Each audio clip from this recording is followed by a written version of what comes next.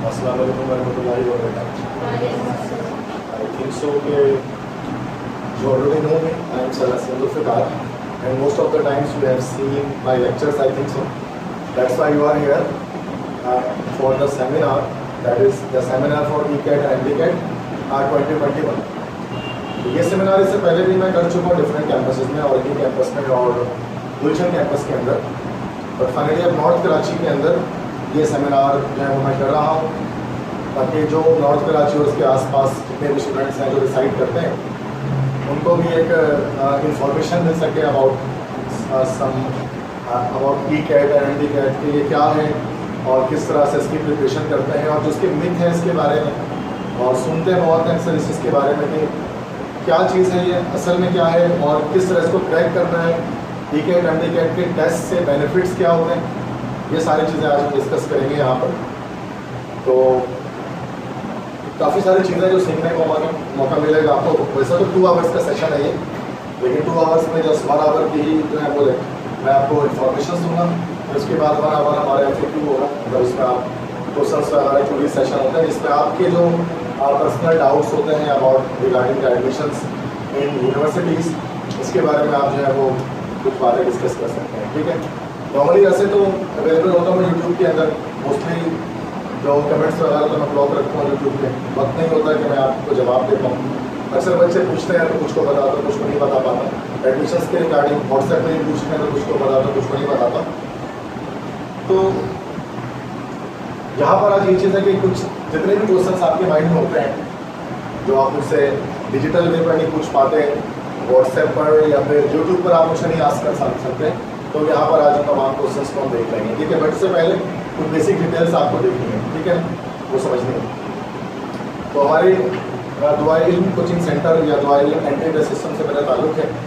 तो इसे 2009 में ये इदारा स्टार्ट हुआ था, और इसके जो है वो 3 टाउन्स में कैंपसेस मौजूद हैं, और इनके टाउन में है, ठीक है, गुलशन इकबाल टाउन में, उसके अलावा नॉर्थ कराची में ये फर्स्ट डे है आज उसकी, ठीक है, जिसमें आप सब आकर के बैठे हैं।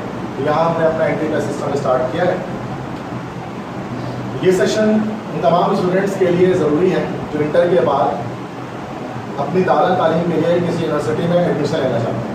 अभी आप मेजोरिटी क्योंकि सारे ही सेकेंड ईयर के स्टूडेंट्स होंगे, प्री इंजीनियरिंग या प्री मेडिकल के, ऐसा ही होगा कि ना, और अब ये कंप्यूटर साइंस के होंगे कोई, अगर कोई एक आध हो गया तो वरना नॉर्मली मेजोरिटी इंजीनियरिंग या मेडिकल की यहाँ पर बैठी हुई सेमिनार में कई बच्चे आते हैं। अब किस तरह से एडमिशन्स लेना है यूनिवर्सिटीज़ के अंदर, इसके बारे में जो है वो डिस्कस करेंगे आज के लेक्चर में। तो जो दुआ इल्म कोचिंग सेंटर का एंट्री टेस्ट सिस्टम होता है वो डाइट्स के नाम से होता है, दुआ इल्म entry test system, the dates of DICC। और बड़ी तादाद में हम मेडिकल और इंजीनियरिंग यूनिवर्सिटीज़ के अंदर स्टूडेंट्स को जो है तैयार करके भेजते हैं, जिसमें ECAT, MCAT, BCAT, NTS तमाम टेस्ट की तैयारी कराई जाती है। ठीक है, तो इस तरह से हम अपने करियर को आजकल जो है वो सिलेक्ट करते हैं कि how we are selecting our career nowadays. First of all हम स्कूलिंग करते हैं, स्कूलिंग करने के बाद फिर हम कॉलेज जाते हैं या हाई स्कूल जाते हैं, इंटरमीडिएट जैसे आप अपने इंटर कॉलेज में होंगे। कॉलेज की तालीम मुकम्मल करने के बाद हम बेस्ट यूनिवर्सिटीज़ को सर्च करते हैं कि बेस्ट यूनिवर्सिटीज़ कौन सी और करंट डिमांडिंग फीस कौन सी है, उनको चेक करते हैं, या जो आपका पैशन है, जो इंटरेस्ट है, उसके लिहाज हम उसको चेक करते हैं। उसके बाद हम उस यूनिवर्सिटी में एडमिशन हासिल करके तालीम हासिल करते हैं वहाँ से, और यूनिवर्सिटी में आखिरकार फाइनली 4 साल जो आपकी ग्रेजुएशन या 5 साल अगर आप कंटिन्यूस कर रहे हैं, उसके बाद आप फारिग होकर जॉब सर्च करते हैं अच्छी पे स्केल वाली, और देन जॉब आपकी स्टार्ट हो जाती है और आपकी ज़िंदगी करनी शुरू हो जाती है। नॉर्मली यही फॉर्मल मेथड होता है। तो ये बेसिक नॉलेज आपको पता थी पहले से कि ऐसा ही होता है। आपके माइंड में इसी तरह का एक सिस्टम है कि स्कूल पढ़ा, फिर कॉलेज पढ़ा, फिर यूनिवर्सिटी में जाएंगे, घर से पास आउट होकर निकलेंगे तो फिर आपको अच्छी जॉब अपने लिहाज से सिलेक्ट कर लो, ठीक है, अपना फ्यूचर बनाने के लिए, अपना करियर बनाने के लिए, जो आपने पढ़ा उसको फिर आगे फर्दर प्रोसीड करने के लिए। मैट्रिक के बाद नॉर्मली अच्छा जितने भी स्टूडेंट्स यहाँ पर बैठे हैं कॉलेज के, या तो वो प्री इंजीनियरिंग, प्री मेडिकल या कंप्यूटर साइंस, इन तीन में से किसी एक फील्ड से बिलोंग करते हैं। क्या इसके अलावा भी किसी फील्ड का तो स्टूडेंट यहाँ पर है? इन 3 के अलावा नहीं होगा ना कोई। तो इंटरमीडिएट जो प्री इंजीनियरिंग से करते हैं स्टूडेंट्स, तो इंटरमीडिएट प्री इंजीनियरिंग से करने के बाद वो BE की तरफ जाते हैं या BS की तरफ जाते हैं। नॉर्मली मेजोरिटी का माइंड होता है कि वो BE की डिग्री जो है वो गेट करें, that is bachelor of engineering, 4 years का प्रोग्राम। अगर ये नहीं हो सकता तो फिर BS की तरफ जाते हैं वो, BB4X प्रोग्राम है, BS is equal to BSc plus MSc, ये कराची यूनिवर्सिटी से होता है, जिसको MSc हम जस्ट करते हैं। मेजॉरिटी यही करना चाहती है, कुछ एक आध एक्सेप्शंस होती हैं जो BS की तरफ ही जाना चाहते हैं, वरना नॉर्मली कोई इंजीनियरिंग के स्टूडेंट बैचलर ऑफ इंजीनियरिंग करना चाहते हैं 4% NABC या किसी और यूनिवर्सिटी। जो भी मेडिकल के स्टूडेंट्स हैं वो क्या करते हैं, intermediate after joining pre medical वो इन फील्ड्स की तरफ जाते हैं, और जो मैं सीक्वेंस से बता रहा हूँ सबसे पहले वो ट्राई करते हैं MBBS के लिए। अगर MBBS में नहीं हो पाते किसी वजह से तो वो BDS के लिए ट्राई करते हैं, bachelor of dental surgery, dentist जिसको कहते हैं, 5 इयर्स कोर्स है ये। अगर BDS की तरफ नहीं हो पाता तो फार्मी, डॉक्टर ऑफ फार्मेसी के लिए ट्राई करते हैं, that is also 5 years, pharmacist बनते हैं उसको पढ़ने के बाद। अगर फार्मली भी नहीं होता तो फाइनली वो DPT की तरफ आते हैं, डॉक्टर ऑफ फिजियोथेरेपी, ये भी डॉक्टर्स होते हैं, फिजियोथेरेपी डॉक्टर कहते हैं, ये भी 5 इयर्स कोर्स होता है। मेजोरिटी लेकिन ये चाहती है कि MBBS करें, क्योंकि मैं एक हाइब्रिड साइड यहाँ पर करा रहा हूँ, ECAT MCAT, तो दोनों के लिहाज से बातें यहाँ पर चलेंगी, ECAT के हवाले से भी MCAT के हवाले से, ठीक है। तो मैं फोकस MBBS के हवाले से करूँगा, चूँकि जाहिर से बात है कि जब आप सेकेंड ईयर में मेजोरिटी MBBS की तरफ जाना चाहती है, जो मेडिकल वाले हैं, जैसे इंजीनियरिंग वालों की मेजोरिटी BE की तरफ जाना चाहते हैं, मेजोरिटी एक्सेप्शंस हो सकते हैं बट मैं उसमें बात नहीं कर रहा हूँ। हाँ, मैं बिल्कुल मानता हूँ अगर आपके इंटरेस्ट किसी और फील्ड में है तो आप बिल्कुल उसी फील्ड में जाएँ। मिसाल के तौर पे अगर आपको करना ही फार्मली है तो फिर आप सोचेंगे भी नहीं, एक्सेप्शंस पर बात एंड में करेंगे। अभी मैं बेसिक बात कर रहा हूँ जो 99% स्टूडेंट्स के लिए एप्लीकेबल है, बाकी 1% एक्सेप्शन दुनिया में हर जगह पर रहती है। इंटरमीडिएट कंप्यूटर साइंस से जो करते हैं वो भी यही BE या BS की तरफ जाते हैं, सेम इंजीनियरिंग की तरफ, लेकिन इनके लिए क्या होता है कि BE के स्पेसिफिक फील्ड्स होती हैं। जैसे कंप्यूटर साइंस से कितने बच्चे हैं इंटरमीडिएट, CS ओनली 1 2, आप भी NIT जा सकते हैं लेकिन आपके लिए फील्ड सेलेक्टेड है, like software engineering, DCIT, CIS, आप तमाम फील्ड्स को नहीं ले सकते हैं। जैसा आप मैकेनिकल, इलेक्ट्रिकल, इलेक्ट्रॉनिक्स, मेटलर्जी,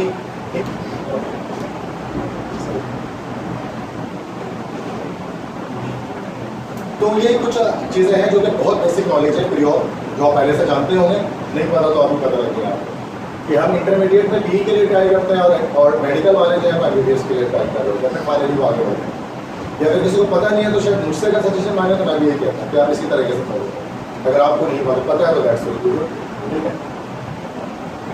अच्छा, इंजीनियरिंग यूनिवर्सिटीज़ की जब बात करते हैं, जितने बच्चे भी इंजीनियरिंग्स हैं, तो अब इंजीनियरिंग यूनिवर्सिटीज़ में हमारे पास बच्चों के 3 टाइप्स में डिवाइड कर सकते हैं इंजीनियरिंग यूनिवर्सिटीज़ को, government universities, semi government, private.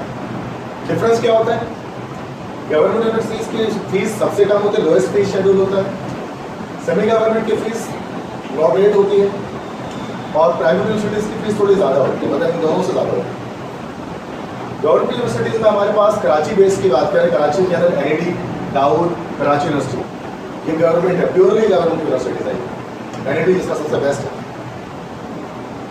और ऑल ओवर पाकिस्तान बात करें तो और बहुत सारी हैं, जैसे UIT है, UIT Lahore, UIT Taxila, UIT Peshawar, MUIT है महरान यूनिवर्सिटी हैदराबाद में, क्वेस्ट है कायदाबाद यूनिवर्सिटी नवाबशाह में, ये सब आउटसाइड कराची, कराची की कराची बेस के 3 है।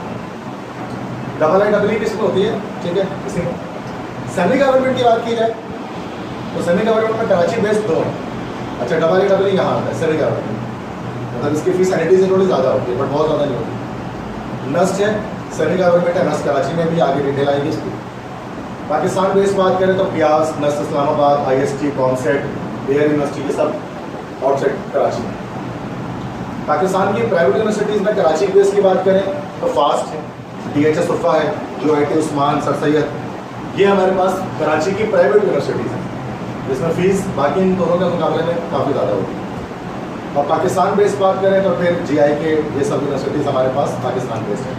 नॉर्मली जो स्टूडेंट्स होते हैं ना, वो या तो सेमी गवर्नमेंट नस्ट ट्राई करते हैं या फिर वो होल गवर्नमेंट NIT ट्राई करते हैं कराची बेस्ड। मेजॉरिटी 99% बच्चे यही ट्राई करते हैं कराची, है तो बहुत सारी और बट यही ट्राई किया जाता है, नस्ट या NIT, या कुछ बच्चे सिर्फ NIT ट्राई करते हैं, नस्ट नहीं करते। तो नस्ट के लिहाज से आप थोड़ा लेट हो चुका है मेरे लिहाज से, कि अगर मैं बताऊँगा तो लेट हो चुका है। किस तरह से हम इंजीनियरिंग यूनिवर्सिटीज़ के एडमिशन चेक करते हैं, तो थ्रो एकेडमिक परफॉर्मेंस सबसे पहली चीज़ जो आपकी इंटरमीडिएट है वो मैटर करती है। एलिजिबिलिटी 60% है, at least 60% is necessary for getting admission in any engineering university of Pakistan, any engineering university of Pakistan. 60% से नीचे पे प्राइवेट, सेमी गवर्नमेंट, गवर्नमेंट किसी का एडमिशन नहीं है। 59 पे नहीं करेंगे।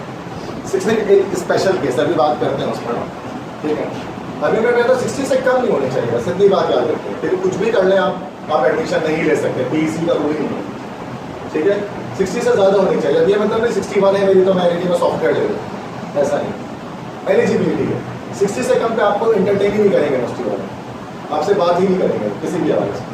60 से ज़्यादा होगी तो बात करेंगे, भाई बात करने के बाद एडमिशन ना दें वो अलग चीज़ है, लेकिन कम से कम बात तो कर लेंगे आपसे कि बेटा एलिजिबल तो तुम हो।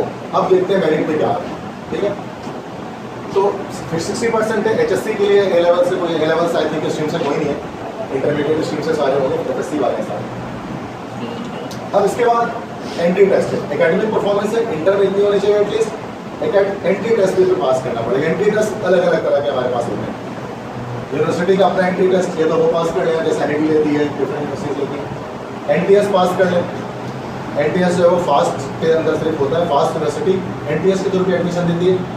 बाकी सेट और सेट को तो छोड़ दें आप, सेट इंटरनेशनल यूनिवर्सिटीज़ होती हैं और इस्लामाबाद की यूनिवर्सिटी सेट ले भी होती है, हमारे बच्चे नहीं करते सेट। और ISSB के थ्रू भी जा सकते हैं, बट ISSB के थ्रू जाने के लिए मतलब अगर आप जैसे कि NUST CAE में ज्वाइन करना चाहते हैं एज एरोनॉटिकल इंजीनियरिंग, तो PAF तो पाकिस्तान एयरफोर्स, फिर ISSB टेस्ट देना पड़ता है। ये एक डिफरेंट चीज़ है, इसका ताल्लुक PCAT और MCAT से नहीं होता, ISSB का बिल्कुल भी नहीं होता। PCAT MCAT हम सिर्फ यूनिवर्सिटी एंट्री टेस्ट और NTS इन दोनों की तैयारी करवा रहे हैं, बाकी जो ISSB इसकी तैयारी आपको खुद करनी पड़ेगी। ISSB ये सिर्फ उनके लिए जो PAF में जाना चाहते हैं, पाकिस्तान एयरफोर्स का। गर्ल्स के लिए भी होती है उसमें वैकेंसी, आगे आएगी तो मैं बताऊँगा स्लाइड्स है उसमें, ठीक है। तो देखें इंटरमीडिएट में हैंड राइटिंग मैटर करती है, हैंड राइटिंग मैटर करती है कि आपकी हैंड राइटिंग कैसी है, लेकिन एंट्री टेस्ट में हैंड राइटिंग मैटर नहीं करती, बिकॉज वो MCQs बेस होता है, वहाँ टिक करना है, और ऑनलाइन है तो टिक भी नहीं करना, जस्ट प्रेसिंग करनी है MD कैट जिस तरह से। पेपर प्रेजेंटेशन इंटरमीडिएट में मैटर करती है, हेडिंग कैसा डाला आपने, है ना, राइटिंग कैसी बनाई आपने, या किस तरह से क्वेश्चन को, इसमें कोई प्रेजेंटेशन मैटर नहीं करती है, प्रेजेंटेशन होती नहीं है MCQs में। लॉन्ग क्वेश्चन आते हैं इंटरमीडिएट में, डिटेल डट्टे लगाने पड़ते हैं, याद करना पड़ता है, इसमें कोई लॉन्ग क्वेश्चन नहीं होता, जस्ट MCQs होते हैं। शॉर्ट क्वेश्चन आते हैं, है ना भाई, इंटरमीडिएट में, बट इसमें कोई शॉर्ट क्वेश्चन नहीं होते। MCQs ये दोनों में होते हैं, लेकिन इसमें सिर्फ MCQs ही होते हैं। यहाँ पर MCQs के अलावा बाकी चीज़ें भी हमें कवर करनी पड़ती हैं, जबकि यहाँ सिर्फ MCQs की स्किल्स को आपको अपने बढ़ाना पड़ता है, बट वो MCQs इंटरमीडिएट के लिहाज से टफ़र होते हैं, मुश्किल होते हैं। तो यही एक चीज़ इन तमाम पर भारी पड़ जाती है कि ये सब करना बच्चों के लिए आसान हो जाता है, बट इसका एक MCQs करना मुश्किल हो जाता है इसका। तो रीज़न मैं बताऊँगा क्यों, क्या वजह। तो यूनिवर्सिटीज़ के हवाले से पहले स्टार्ट कर देता हूँ, जैसे कि NUST है, सेलेक्टिव यूनिवर्सिटी के हवाले से। NUST सबसे पहले नंबर पर आती है पाकिस्तान में, फर्स्ट नंबर पे आती है, वर्ल्ड रैंकिंग 355 है, national university of science and technology, this is NUST। क्या क्राइटेरिया होता है इसके मेरिट बनाने का, कि 75% एंट्री टेस्ट मैटर करता है इसके अंदर। मतलब NUST में अगर आपने टेस्ट अच्छा दिया है ना, इंटरमीडिएट की परसेंटेज आपकी B ग्रेड ही क्यों ना हो, आपका एडमिशन हो सकता है।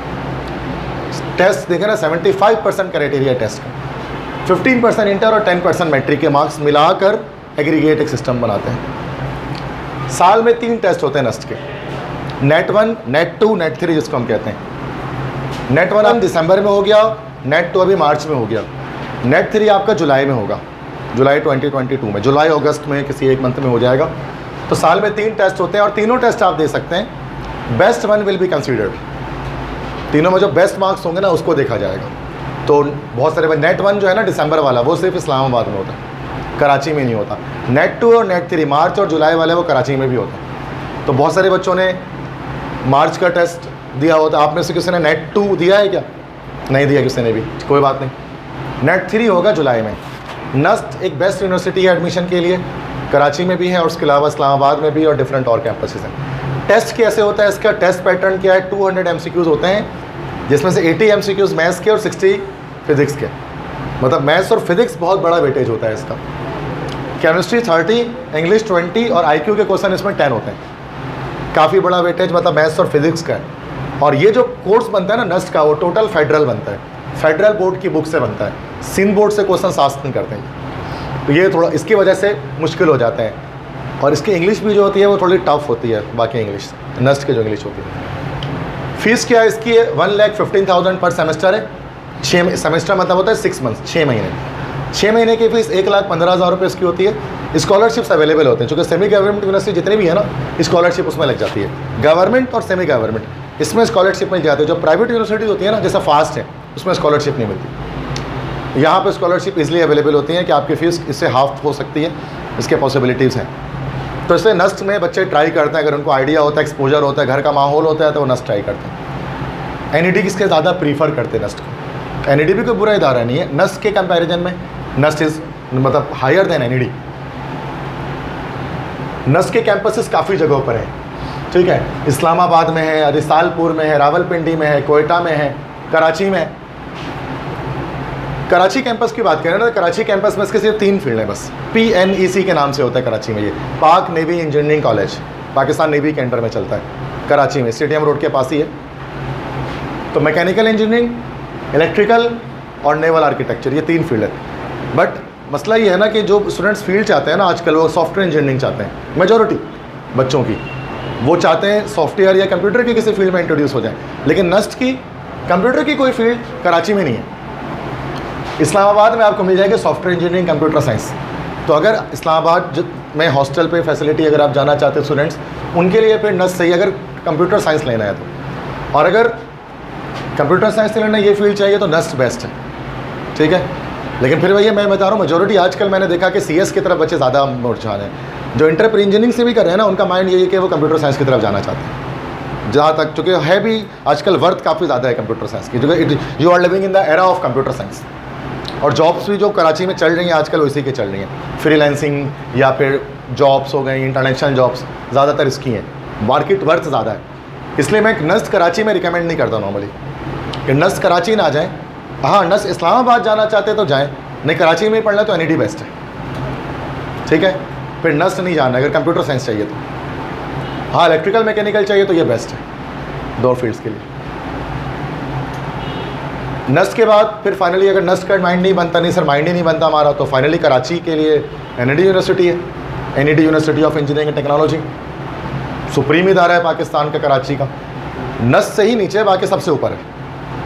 बस नस्ट इसको टक्कर दे सकता है, बाकी कोई इदारा नहीं देता, ठीक है। सिंपल सी बात है।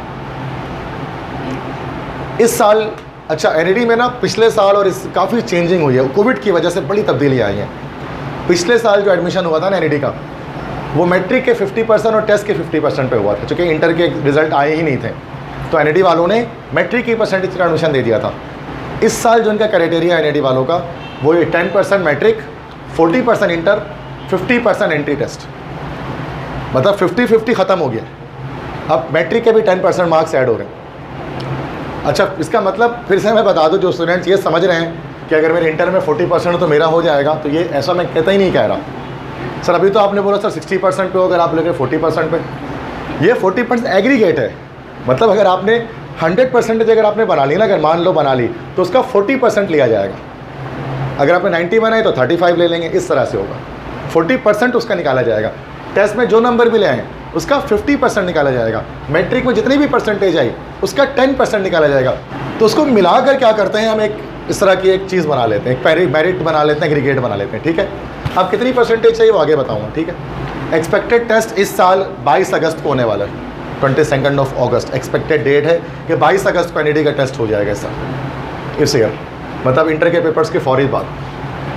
100 नंबर के MCQs आते हैं इसके एंट्री टेस्ट में, 25 number maths, 25 physics, 25 chemistry, 25 English, 25-20 equally distributed है। 3 तरह से एडमिशन इसमें होता है। मेरिट बेस्ड होता है टोटल इंटर की परसेंटेज पर। अगर आपकी परसेंटेज थोड़ी कम है तो आप सेल्फ फाइनेंस बेस पर अप्लाई कर सकते हैं, फीस ज़्यादा होती है, उसमें 6.5 लाख तक आपके लग जाते हैं। स्पॉन्सर बेस्ड भी होता है, इसमें जो है वो 8 लाख 9 लाख लगते हैं, 8 लाख 9 लाख रुपए स्पॉन्सर सीट जिसको हम कहते हैं। मतलब 3 तरह की एडमिशन NED के अंदर होते हैं। अगर आप बिल्कुल 45,000 में एडमिशन चाहते हैं नॉर्मल रेगुलर स्टूडेंट की तरह, तो आप मेरिट बेस अप्लाई करें, इसके लिए परसेंटेज ज़्यादा चाहिए। अगर थोड़ी कम परसेंटेज आएगी तो सेल्फ फाइनेंस बेस पर अप्लाई कर सकते हैं, उससे भी कम आ गई तो स्पॉन्सर सीट्स पर अप्लाई कर सकते हो। तो 3 तरह से एडमिशन हो सकता है इसके अंदर। फीस लेकिन मैटर करती है, सब में फ़ी डिफरेंट है। Entry test clearance is mandatory for any category. अब चाहे आप मेरिट बेस लें, सेल्फ फाइनेंस लें, स्पॉन्सर लें, एंट्री टेस्ट में पास करना, एंट्री टेस्ट में, तो दैट विल बी गुड। क्योंकि फर्स्ट डे आज है हमारा यहाँ नॉर्थ कराची, मेरा भी पहले ही दिन में यहाँ पर आ रहा हूँ, तो अच्छे खासे बच्चे हैं मौजूद, दैट्स गुड। कि ज़्यादातर उसमें से आप मेरे लेक्चर्स को देखते हैं और उससे फ्रूटफुल होते हैं, तभी आपको लगा कि आज भी हम सीख लेंगे, कुछ आके सर बताएंगे तरीके में। और मेरी कोशिश यही रहती है कि आपको कुछ ना कुछ मतलब आपके लिए बेहतरी हो। मैं जब भी आपने कितने भी घंटे मुझे सुना है, मेरी कोशिश यही होती है कि बच्चे को समझ में आए चीज़ें, क्या मैं बताना चाह रहा हूँ। चूँकि मैं स्टूडेंट का एक फ़ायदा जो है ना वो सोचता हूँ टोटली 100% बेस पर, ठीक है, अपने तौर पर। चूँकि फिर टीचर होने के में मज़ा ही इस चीज़ में है कि स्टूडेंट आगे जाते हैं तो टीचर को अच्छा लगता है, और मैं यही चाहता हूँ। माशाल्लाह 70,000 के करीब स्टूडेंट्स हैं जिनको मैं यूट्यूब के थ्रू लर्न करवा रहा हूँ, तो 70,000 all over Pakistan and outside Pakistan as well, ठीक है। तो एनईडी के टेस्ट में इस तरह से होगा हमारे पास कि 4 इस तरह से हमारे पास जो है वो सेक्शंस बनेंगे।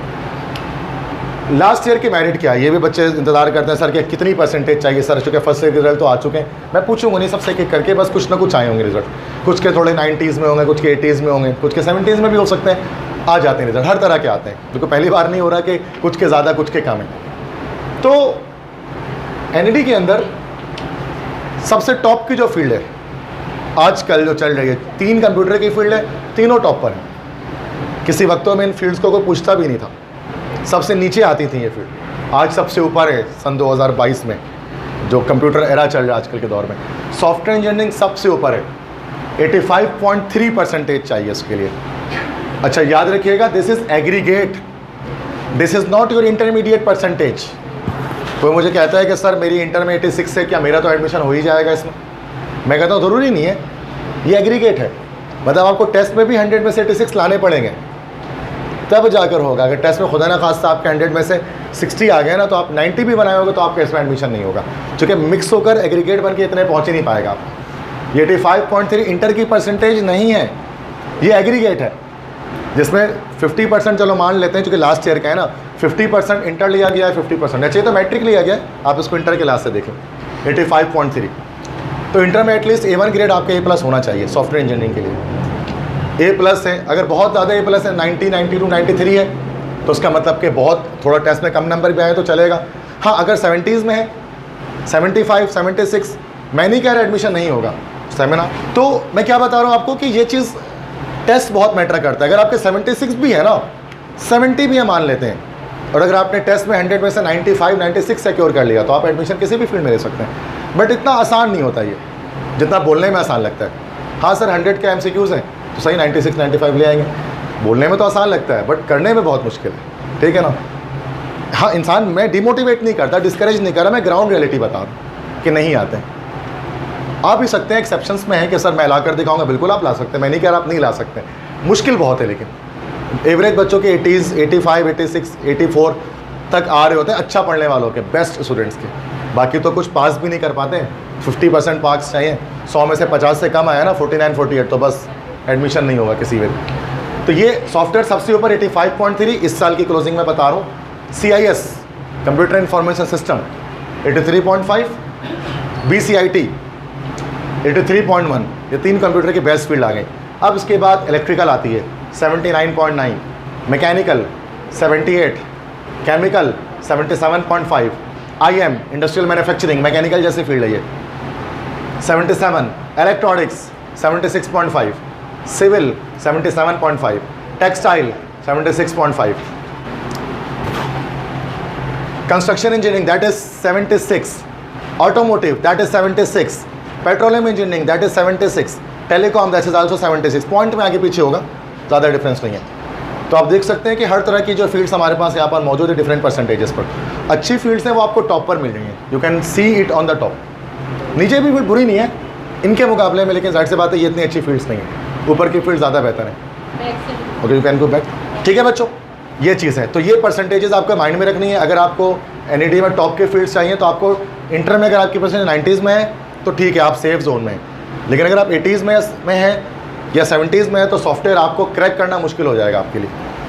टेस्ट में अच्छा परफॉर्म करना पड़ेगा, नामुमकिन नहीं है कुछ भी। यही फ़ायदा है एंट्री टेस्ट का कि अगर इंटर में नहीं आ सकी तो एक आसरा आपके पास है, यू हैव अ चॉइस ना कि आप टेस्ट में अच्छी परफॉर्मेंस दे दो।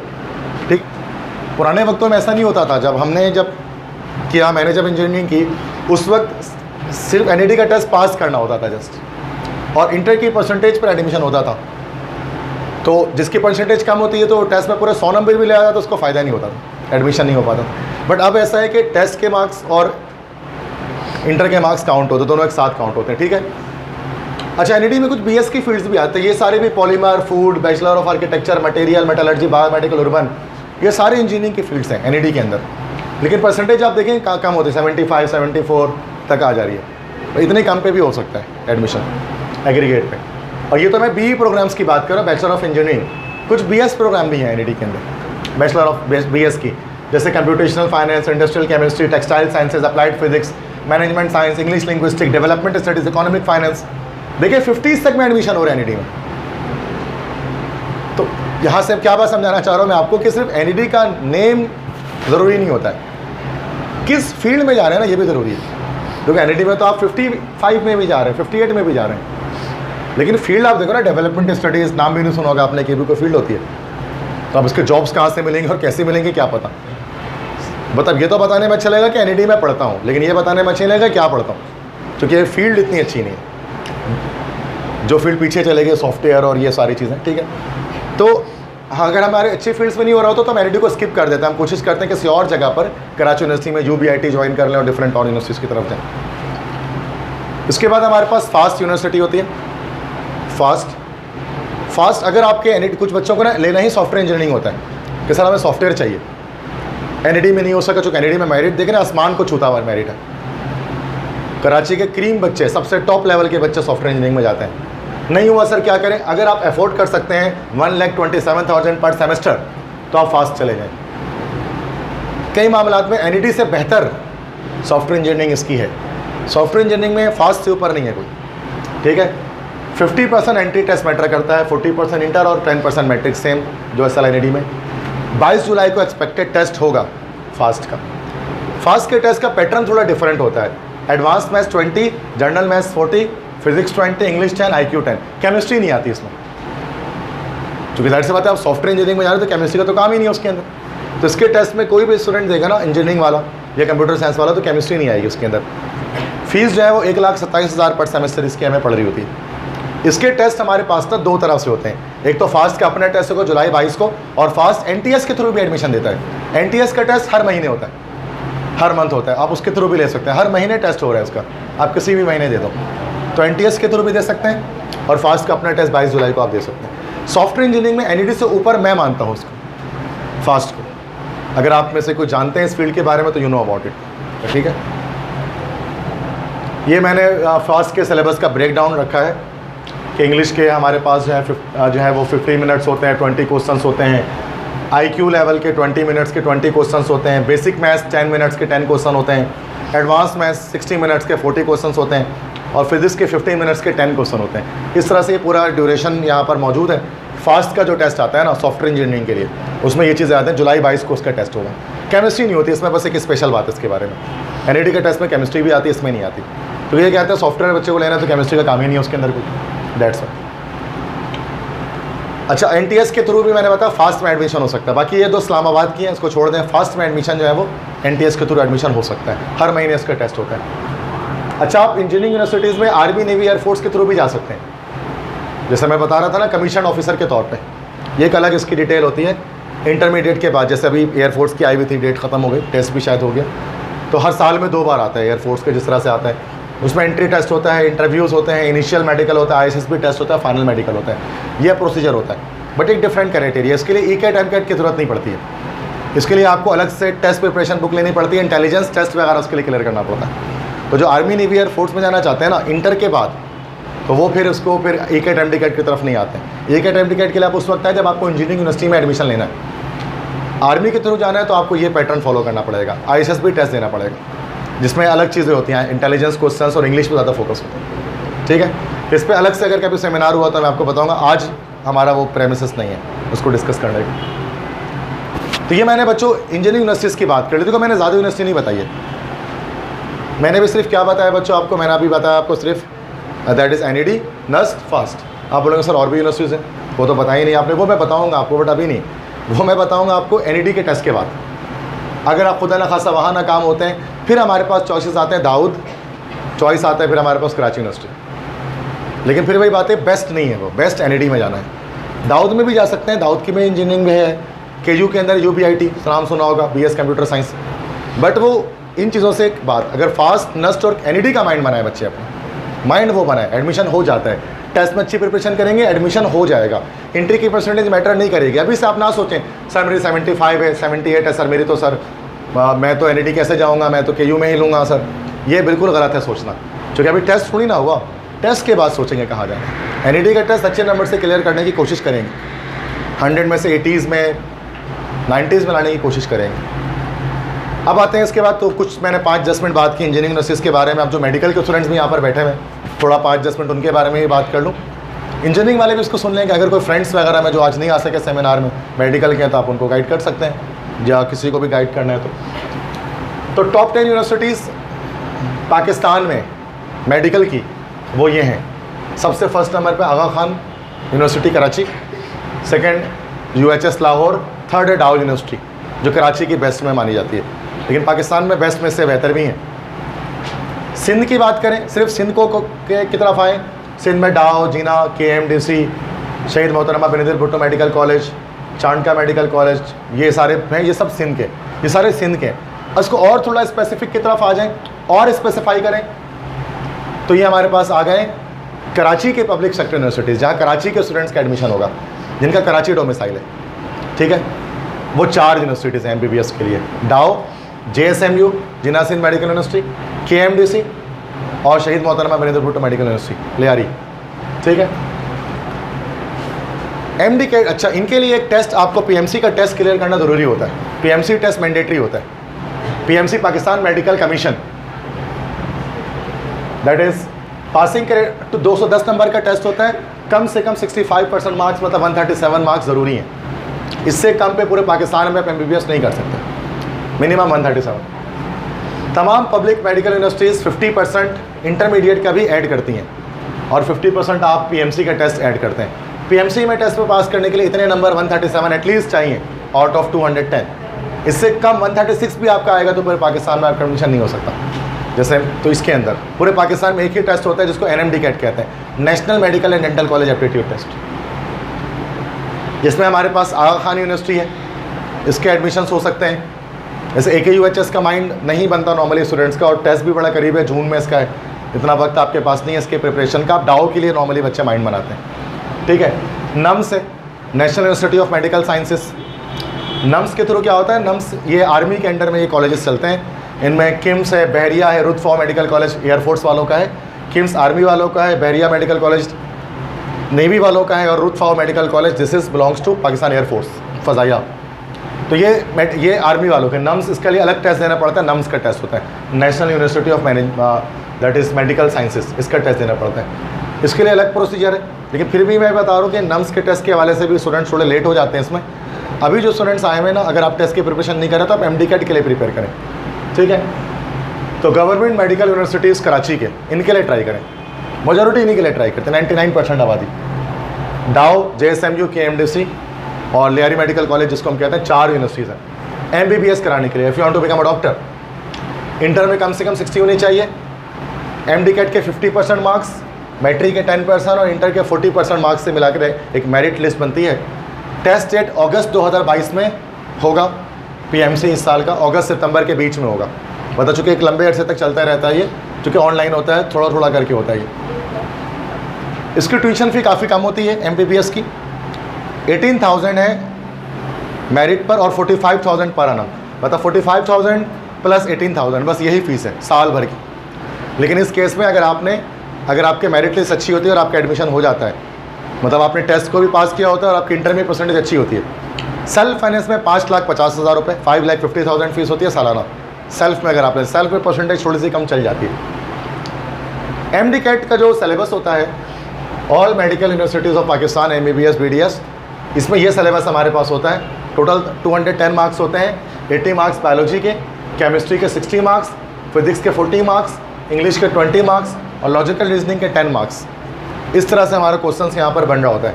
नेगेटिव मार्किंग कोई नहीं होती, एक गलत आपने किया तो एक ही नंबर कटेंगे, उसके अलावा नहीं कटेंगे।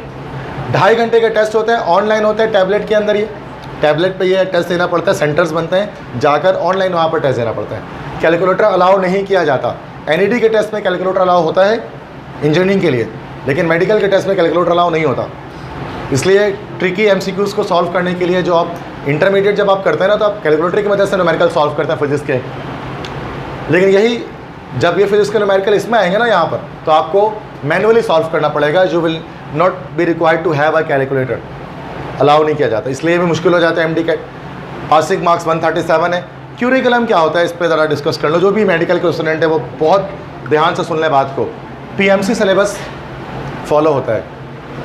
पिछले साल का PMC सिलेबस इस साल फॉलो हो जाएगा। इस साल नया PMC सिलेबस नहीं आएगा, मेडिकल वाले सारे स्टूडेंट समझ लें। लास्ट ईयर वाले इस साल फॉलो हो जाएगा। और कहते तो ये है कि हम कॉमन सिलेबस से देंगे। इस बारे में मैं हर वीडियो पे बताता हूँ अपने कि कहते तो ये है कि हम कॉमन सिलेबस से देंगे। कॉमन से मुराद हर वो चीज़ जो सब में सेम है, लेकिन वो कॉमन सिलेबस से नहीं देते हैं। वो फेडरल बोर्ड और पंजाब बोर्ड को ज़्यादा फोकस करते हैं।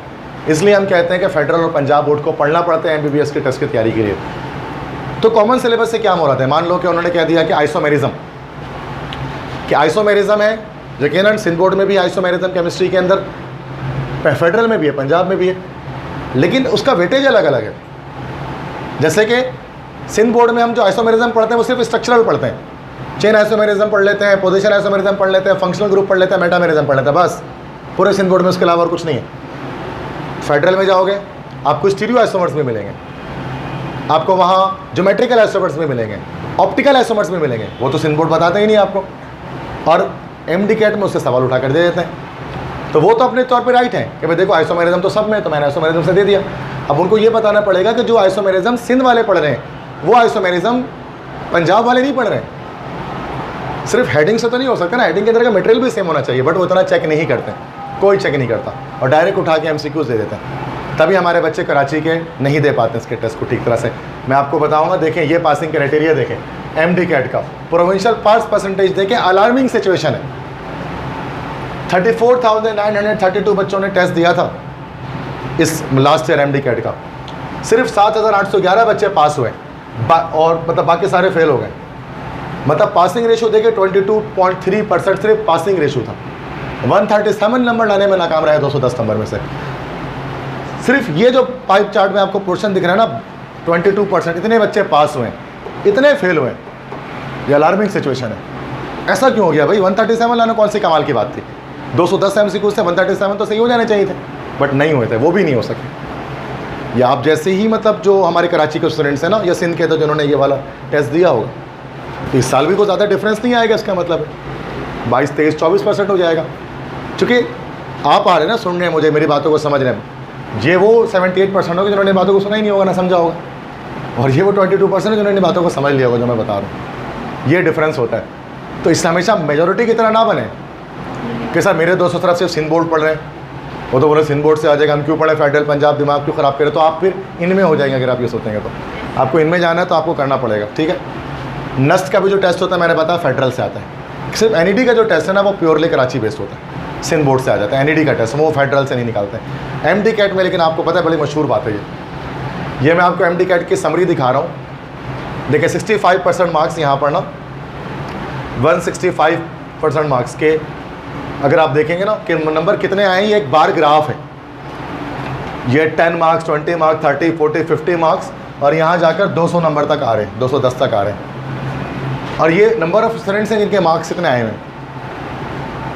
ये रहा पासिंग क्राइटेरिया, यहाँ पर कहीं है 165, यहाँ से बच्चे पास हैं, पास से ज़्यादा वाले बच्चे, और इससे पीछे आप देखें ये सारे फेल हैं।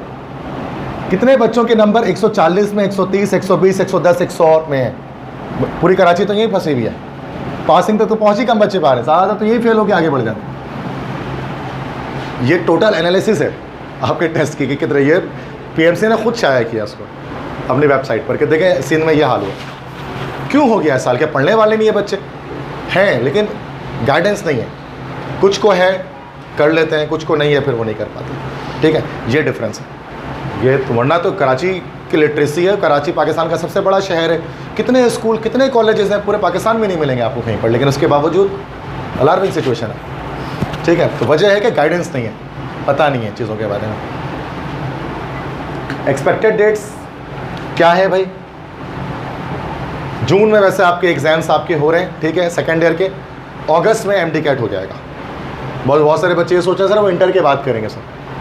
जैसे होता है ना हमारे इंटर में होता है बहुत सारे बच्चे, सर वो मैट्रिक के बाद कोचिंग नहीं लगते हैं, कुछ बच्चे होते हैं ऐसे होते हैं सर वो कॉलेज शुरू होगा ना तब लगेंगे, कॉलेज शुरू हो रहा है जाके नवंबर में, कोचिंग जाए तो आधा कोर्स ख़त्म हो गया, वो कब आ रहे हो कहाँ सोए हुए थे, वो सर वो कॉलेज के खुलने का ही वेट कर रहे थे। होता है ना, ऐसे बच्चे मिलेंगे आपको। इसी तरह यहाँ पे भी सर इंटर का पेपर तो दें पहले, फिर देख लेंगे टेस्ट को। पेपर देने के बाद टाइम का बचा आपके पास, 1 महीने बाद तो आपका ये MD कैट है, 1 महीने में आप कितनी तैयारी कर लोगे, फिर भाई आप उन 22% में से तो नहीं होंगे, उन 78 वाले में से हो जाएंगे, है ना। तो अगर अगस्त में टेस्ट है, AKU का टेस्ट अप्रैल में हो जाता है, नम्स का टेस्ट अगस्त सितंबर में हो जाता है। तो नॉर्मली हम MD कैट के लिए तैयार कर रहे होते हैं अपने आप को, PMC का, मेडिकल वाले जो होते हैं, और इंजीनियरिंग वालों का भी अगस्त सितंबर में ही है NET का टेस्ट, 22 अगस्त मैंने जैसे बताया। अच्छा, अब ये तो मैंने आपको बेसिक ऐसी बातें बताई जो सबके लिए। अब आज इंजीनियरिंग मेडिकल का मिलाकर बात करें, तैयारी कैसे की जाए। ये सब मैंने इन्फॉर्मेशन दे दी आपको अपने तौर पर, जितना होती बहुत है बट बोरिंग से हो जाती, कितना बताऊँ, यूनिवर्सिटी इतनी है, अब वो थोड़ी ना 2 घंटे का तो सेशन है, तो ज़्यादा नहीं डिस्कस करूँगा डिटेल्स। हाँ, एक्स्ट्रा आप क्लास के बाद उससे पूछेंगे तो फिर क्लास के बाद अवेलेबल हूँ, मतलब 6 बजे के बाद फिर आप जितना क्वेश्चन करना आप कर लें। अभी भी कोई सेशन रखेंगे, उसके बाद भी रखेंगे, 7 बजे तक कोई मसला नहीं है, मैं हूँ यहाँ पर। Start early and ace your chances. Aptitude की तैयारी के लिए जल्दी शुरू करें, अपने चांसेस को इंक्रीज़ करें। You will have a good time for preparation. आपको अच्छा वक्त मिलता है अगर आप अभी से स्टार्ट कर देते हैं। Helps to understand the difference of courses. आपको एप्टीट्यूड के कोर्स और सिंध बोर्ड के कोर्स को समझने में मदद मिलती है कि क्या फ़र्क है इनमें। इससे आप अपने सेकेंड ईयर को रिवाइज कर देते हैं कॉन्सेप्चुअल लर्निंग के साथ, क्योंकि इंटरमीडिएट के अंदर जो है ना वो कॉन्सेप्ट इतने नहीं होता, रट्टा भी चल जाता है। मिसाल के तौर पे जैसे बेंजीन है, बेंजीन की ऑक्सीडेशन हो रही है तो मैलिक एनहाइड्राइड बन रहा है, क्यों बन रहा है पता नहीं, बस वो इस तरह का कुछ शेप मैलिक एनहाइड्राइड बन जा रहा है, याद कर लो, नंबर आ जा रहे हैं टेस्ट में। कॉन्सेप्ट ज़रूरत नहीं पड़ती है बनाने की, इतनी याद भी कर लेते हैं, स्ट्रक्चर तक बच्चे याद कर लेते हैं, ऐसे ऐसे यहाँ ये लगा दो बस। मैकेनिज्म क्या है, होता होगा कुछ, होता है ऐसा। मैं खुद टीचर हूँ, 12 साल से पढ़ा रहा हूँ, मुझे पता है, मजाक नहीं उड़ा रहा मैं, करते हैं बच्चे, क्योंकि नंबर लाना मकसद होता है, सिंपल सी बात है। वो बुरा नहीं करते हैं, हमारा सिस्टम ही यही नंबर लाने के लिए चलता है, क्योंकि बचपन से आज तक ऐसे ही किया। बट एप्टीट्यूड में कॉन्सेप्चुअल लर्निंग चाहिए ना, तो कॉन्सेप्चुअल लर्निंग जब आप इंटर में एप्टीट्यूड में कर लेते हैं ना, तो आपको सेकेंड ईयर में आपके काम आ जाती है।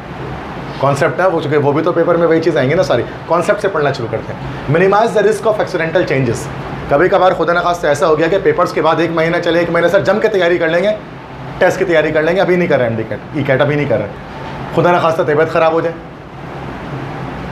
15 दिन बीमार हो जाए कोई, तो फिर तो वो 15 दिन का है ना काम से, एक्सीडेंटल चेंजेस आ गया, फिर क्या करोगे। सेफ जोन पे तो रहना पड़ेगा ना, तैयारी पहले से कंप्लीट करके। आखिरी में सोचेंगे आप तो फिर ये चीज़ें नहीं हो सकेंगी। Helps to maximize your opportunities.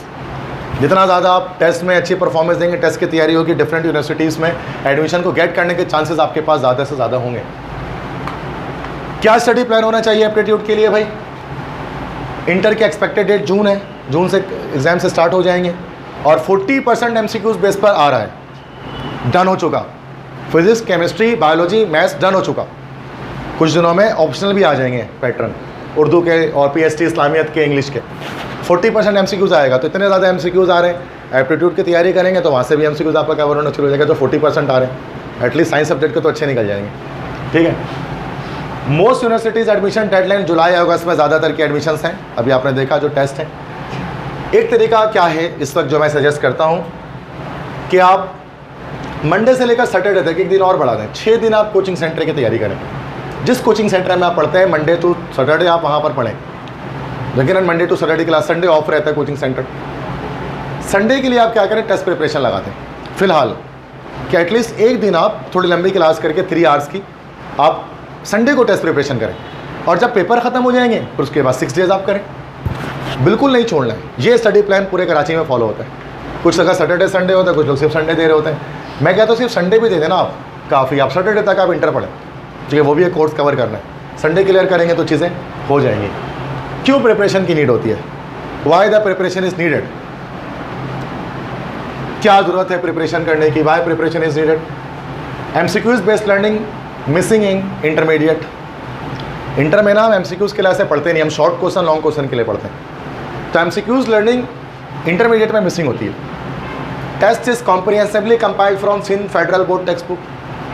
जो हमारा टेस्ट बनता है, ख़ासतौर पर नस्ट का टेस्ट हो गया या फिर MD कैट का टेस्ट हो गया, मैंने बताया कि वो फेडरल और पंजाब बोर्ड, सारे बोर्ड उसमें मौजूद होते हैं।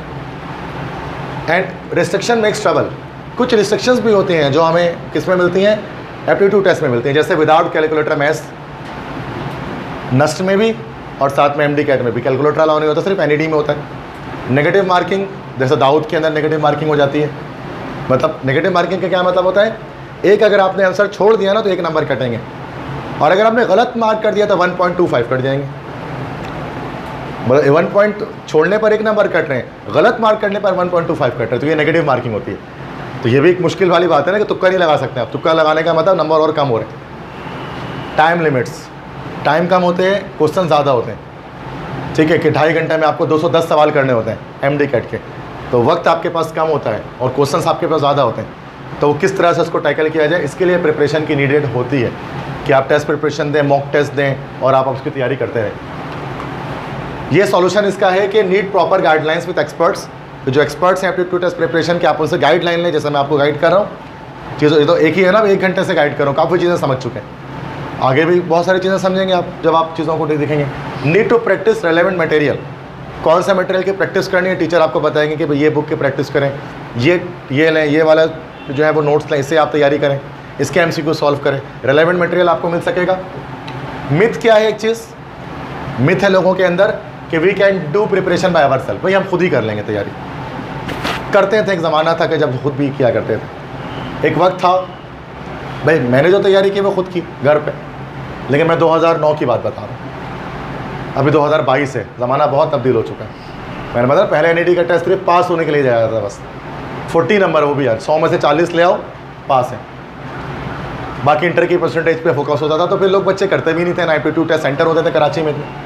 अब मसला ये है कि टेस्ट के मार्क्स काउंट हो रहे हैं ना, जितने टेस्ट में अच्छे नंबर आएंगे उतना ज़्यादा बेहतर होगा। इसके लिए हम खुद से तैयारी नहीं कर सकते। रियलिटी क्या है, रियलिटी क्या है, only few can make this. Exceptions की बात कर रहा हूँ मैं, कुछ लोग क्या पता कर भी लें तैयारी, but many others get in a worse condition. लेकिन बहुत ज़्यादा लोग, 90% आबादी बदतरीन हालत में का शिकार हो जाती हैं टेस्ट की तैयारी नहीं करने की वजह से। Even they have good academic grades और परसेंटेज, यहाँ तक कि उनकी अच्छी परसेंटेज होती हैं, 90% वाले NED में रह जाते हैं, 90% लाने वाले MD कैट में रह जाते हैं। और ये कोई मैं ऐसी बात नहीं कर रहा, ऐसे एग्जाम्पल्स बिखरी हुई हैं। अच्छे एकेडमिक ग्रेड्स होने पर भी टेस्ट पास नहीं हो पा रहा होता, क्योंकि वो बच्चे ये सोचते हैं हम खुद कर लेंगे, परसेंटेज तो हमारी अच्छी है, क्या ज़रूरत है कहीं और पे एडमिशन लेकर तैयारी करने की। तो ये एक मिथ है, तैयारी आप खुद से कर लेंगे। मैंने जितने लोगों को देखा है स्टूडेंट्स का, वो नहीं कर पाते हैं, इसलिए मेजॉरिटी तैयारी करती है। तो हमारी जो टीचिंग मेथोडोलॉजी होती है, जब हम खुद इसको डील करते हैं, टीचिंग करते हैं, तो स्मॉल क्लास साइज़ होते हैं, 30 स्टूडेंट्स मैक्सिमम एक क्लास के अंदर होते हैं, उससे ज़्यादा नहीं होते। हर स्टूडेंट मैटर करते हैं इंडिविजुअली, हर स्टूडेंट पर फोकस किया जाता है, हर MCQs डिस्कस किया जाता है, जितने भी MCQs हैं टीचर डिस्कस करेंगे उसको। रेगुलर रिवीजन टेस्ट होते हैं, GT होती है, ग्रैंड टेस्ट होता है जो मॉक टेस्ट की तरह से हम कंडक्ट कर रहे होते हैं। ग्रैंड टेस्ट होता है अपडेटेड पैटर्न ऑफ PMC के पैटर्न के लिहाज से PMC वालों का टेस्ट होगा, NED के पैटर्न के लिहाज से NED वालों का टेस्ट होगा, इंजीनियरिंग वालों का, ताकि आप उस लिहाज से तैयार करते रहें अपने आप को। तो और अटेंडेंस वगैरह इस पर काफ़ी ज़्यादा स्ट्रिक्टनेस भी रखी जाती है, ताकि आप अपने तौर पर ना उसको सीरियस लेकर चीज़ों को पढ़ें। तो ये चीज़ें हैं जो कि हमारी क्वालिटीज़ हैं, जिसको हम यहाँ कॉम्प्रोमाइज़ नहीं करते इन चीज़ों पर, और इसी वजह से हमारे रिज़ल्ट्स जो हैं वो these are quite better results के 2021 में। इस साल जो है वो 60+ स्टूडेंट्स ने all over Pakistan NT test clear किया है, 60+ स्टूडेंट्स ने।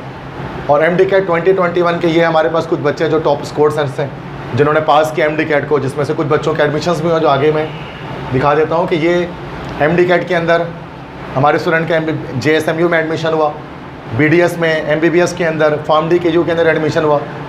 तो ये हैं। बाकी ECAT के अंदर, मतलब NED के अंदर BCIT में, इलेक्ट्रिकल में, mechanical, civil, biomedical, metallurgy, telecom, इन तमाम में एडमिशन्स करवाया। और ये लिस्ट जो कि जाहिर सी बात इतनी बड़ी आ नहीं सकती, 60+ स्टूडेंट्स हैं, चूँकि बाकी KU में गए, कुछ दाऊद में गए, कुछ IIE में गए, कुछ और यूनिवर्सिटीज़ में गए, तो बहुत सारे उसमें जो है वो एग्जाम्पल्स हैं।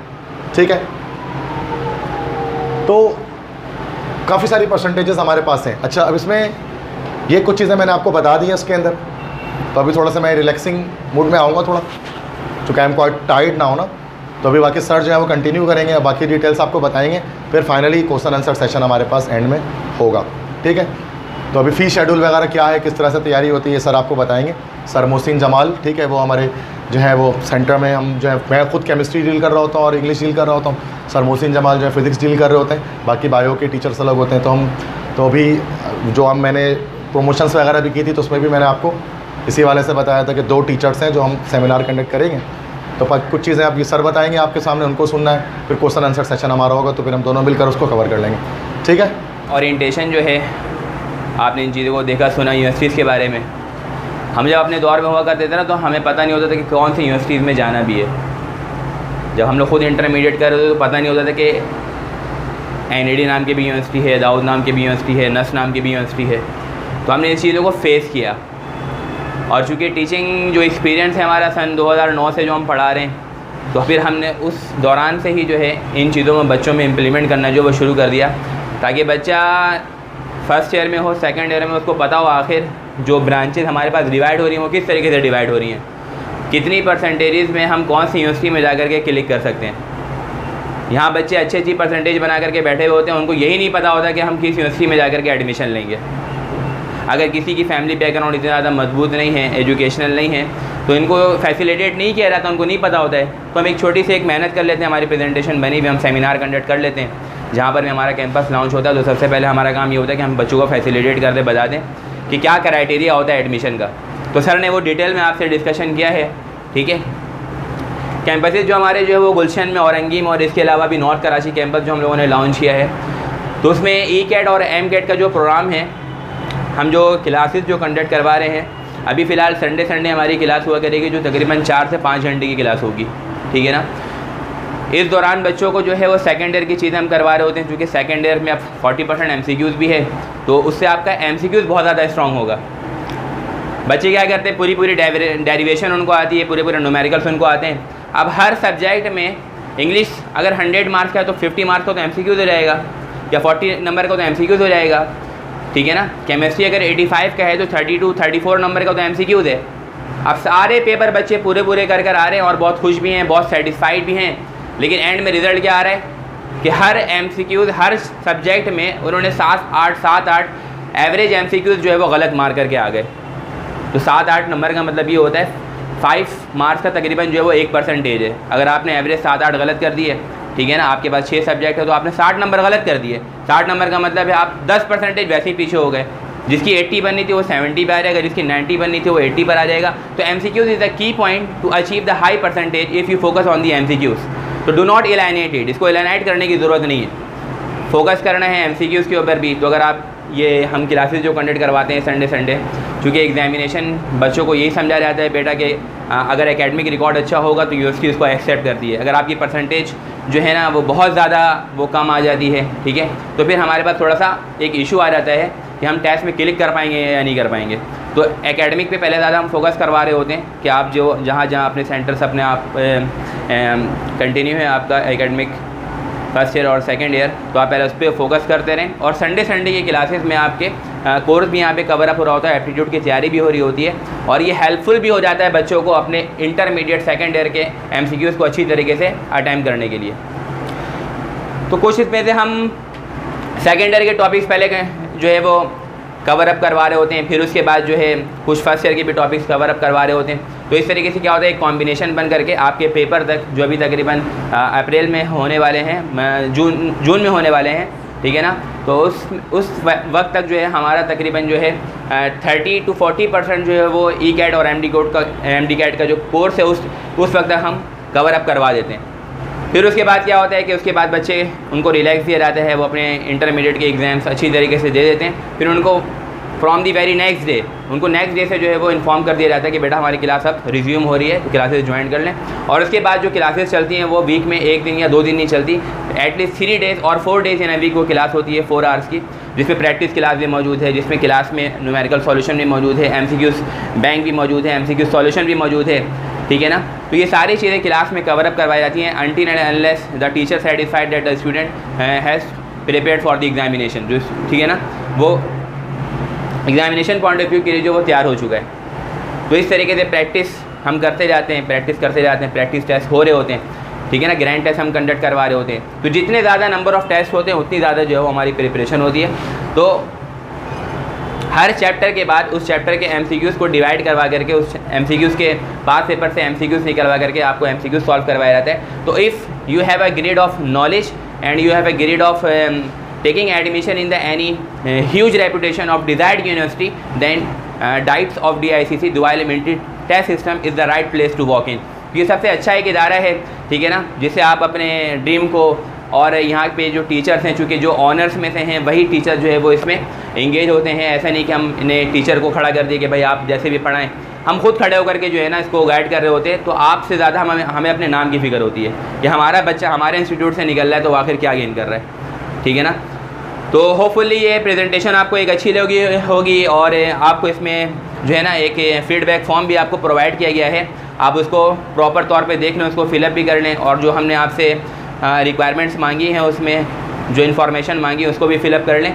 और यहाँ पे हमारे पास नॉर्थ कराची कैंपस के लिए जो फ़ीस स्ट्रक्चर है MD कैट और E कैट के लिए हम 30,000 चार्ज कर रहे हैं। संडे क्लासेस अभी फ़िलहाल अभी 1-2 संडे जो है वो सिर्फ संडे को क्लास होगी, उसके बाद एक नया शेड्यूल मिलेगा जिसमें हम क्लासेस को थोड़ा सा और इन्हेंस भी करेंगे, जिसमें क्लासेस की ड्यूरेशन जो इंक्रीज़ हो जाएगी, बढ़ जाएगी। तो ये 12 से 4 इसकी टाइमिंग है विद नमाज़ ब्रेक, या किसको लंच करना है तो लंच कर सकता है। नमाज़ का प्रॉपर ध्यान रखा जाता है हमारे सेंटर में। और E कैट की जो फ़ीस है वो 25,000 है। संडे इसकी क्लास है, 12 से 4 की टाइमिंग है, इसकी भी जो है वो नमाज ब्रेक है। स्कॉलरशिप जो हमने प्रोग्राम जो है वो लॉन्च किया हुआ है वो हमारे पास अवेलेबल है। 30% फ़ी वेव कर रहे हैं उसके लिए जिन बच्चों की 85% अबव है, और 15% फ़ी जो है वो वेवी है फॉर A ग्रेड जिनकी परसेंटेज जो है 78% से अबव जो है उनके लिए हम ये स्कॉलरशिप जो है वो लॉन्च कर रहे हैं। तो होपफुली ये सेमिनार आपके लिए जो वो बेनिफिशियल रहा होगा। जिन बच्चों को जो है अगर कोई क्वेश्चन रेज़ करनी हो, कोई सवालात करनी हो, अगर कोई भी जहन में आपके सवाल है, सवाल करने से पहले ना घबराने की ज़रूरत नहीं है। जो पूछता नहीं वो सीखता नहीं है, सबसे पहली बात है, ठीक है ना। तो अगर कोई भी सवाल आपके जहन में है, सर मेरी ये परसेंटेज है, सर मेरी इस यूनिवर्सिटी में जाना है, सर वहाँ का टेस्ट किस तरीके का हो, सर वहाँ की फ़ीस क्या है, सर मेरिट पे कितने पे एडमिशन होगा, सर किस प्राइवेट सेक्टर में जा सकते हैं अगर मेरी परसेंटेज कम है, किस प्राइवेट सेक्टर में सर टेस्ट की ज़रूरत है अगर मेरी परसेंटेज है, सर तो कौन से अच्छा जो ऐसा इंस्टीट्यूट है जो प्राइवेट सेक्टर है जो फ़ीस भी उसकी नॉमिनल होती है और पढ़ाई भी अच्छी है। तो इस तरीके के कैसे भी सवाल हैं आप यहाँ पर हमसे पूछ सकते हैं, ऐसा कोई इशू नहीं है। बात समझ में आ रही बेटा? ओके यस जी बेटा।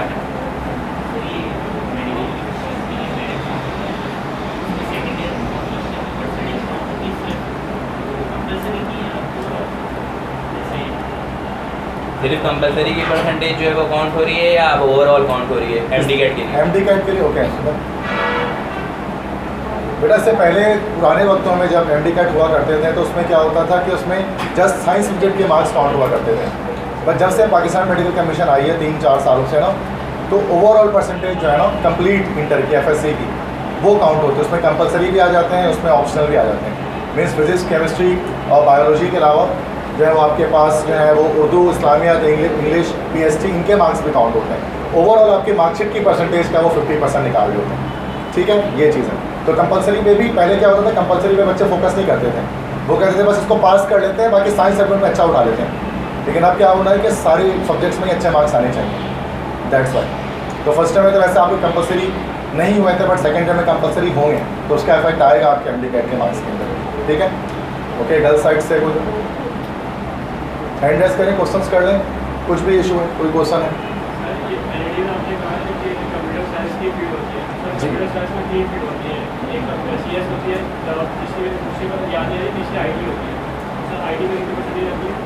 ओके, NID के अंदर जो है ना कंप्यूटर साइंस की 3 फील्ड्स हैं। एक BE है सॉफ्टवेयर इंजीनियरिंग, सेकंड फील्ड है CIS और थर्ड कहते हैं CIT या BCIT। सबसे टॉप पर इसमें होती है सॉफ्टवेयर इंजीनियरिंग, उसके नीचे होती है CIS और उसके नीचे होती है BCIT। एग्रीगेट की बात करें 85% एग्रीगेट आप मान लें किसके लिए, सॉफ्टवेयर इंजीनियरिंग के लिए। 84 पॉइंट समथिंग ये आपकी हो जाती है CIS के लिए, और 83 पॉइंट समथिंग 83.5 तक ये हो जाती है आपके पास CIT के लिए। बट ये इंटरमीडिएट की परसेंटेज नहीं है, ये एग्रीगेट है। तो अगर आपकी परसेंटेज कितनी है इस वक्त? 82 है। उसका मतलब आपको टेस्ट में आपको इस तरह से 100 में से 85, 86, 87 इस तरह के नंबर आपको गेट करने पड़ेंगे, तो आप जाकर के एग्रीगेट आपका बनेगा, ठीक है। Any more?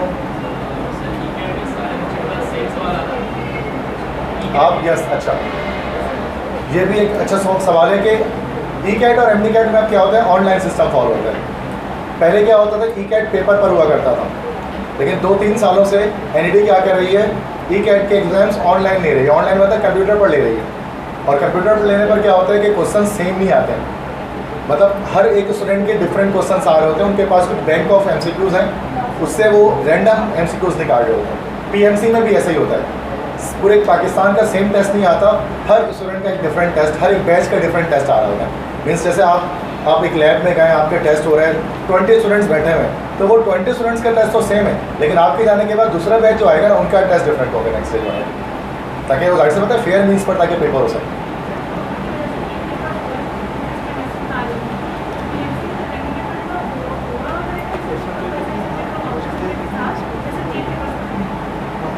PMC first year के लिहाज से ऑप्शनल लेगी, फर्स्ट ईयर में तो ऑप्शनल ही होगा ना, तो ऑप्शनल, लेकिन सेकंड ईयर की वो टोटल काउंट करेंगे, क्योंकि पूरे पाकिस्तान में ही ऐसा ही हुआ है। हाँ,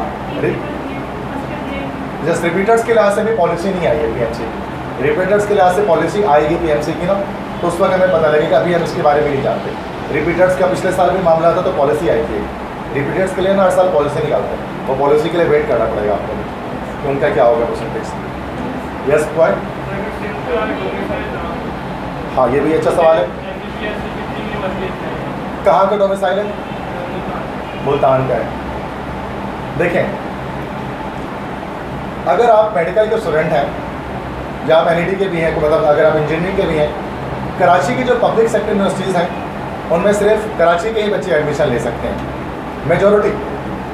जैसे डाओ में, जेएसएमयू में, केएमडीसी में कराची के स्टूडेंट ही जाएंगे, एनईडी में कराची के स्टूडेंट जाएंगे, लेकिन ऐसा नहीं कि बाहर के स्टूडेंट की सीट नहीं होती। जैसे ओवरऑल सिंध की भी सीटें हैं एनईडी के अंदर, पूरे पाकिस्तान की सीटें भी हैं, बिल्कुल इस तरह से डाओ मेडिकल के अंदर सिंध की सीट तो है, कराची की सीट तो है, कराची से बाहर की इंटीरियर्स, कराची से बाहर के सिंध की सीटें हैं। अच्छा, पूरे पाकिस्तान की सीट नहीं है, जैसे मुल्तान की कोई सीट नहीं है, पंजाब की नहीं है। या तो आप कराची से हो, या फिर आप सिंध के किसी दूसरे सिटी से, हैदराबाद या नवाबशाह, लाड़काना, इनमें से हो।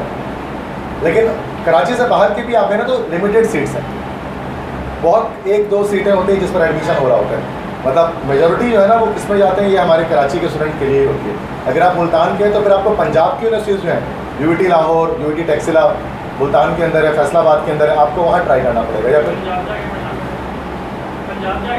डोमिसाइल अगर आपका पंजाब का है, तो ये एक चीज़ सिस्टम है, ताकि ये फेयर होने के लिए है ना, वरना अगर बाहर के स्टूडेंट्स अगर पढ़ेंगे तो कराची के स्टूडेंट्स के लिए सीट नहीं बचती।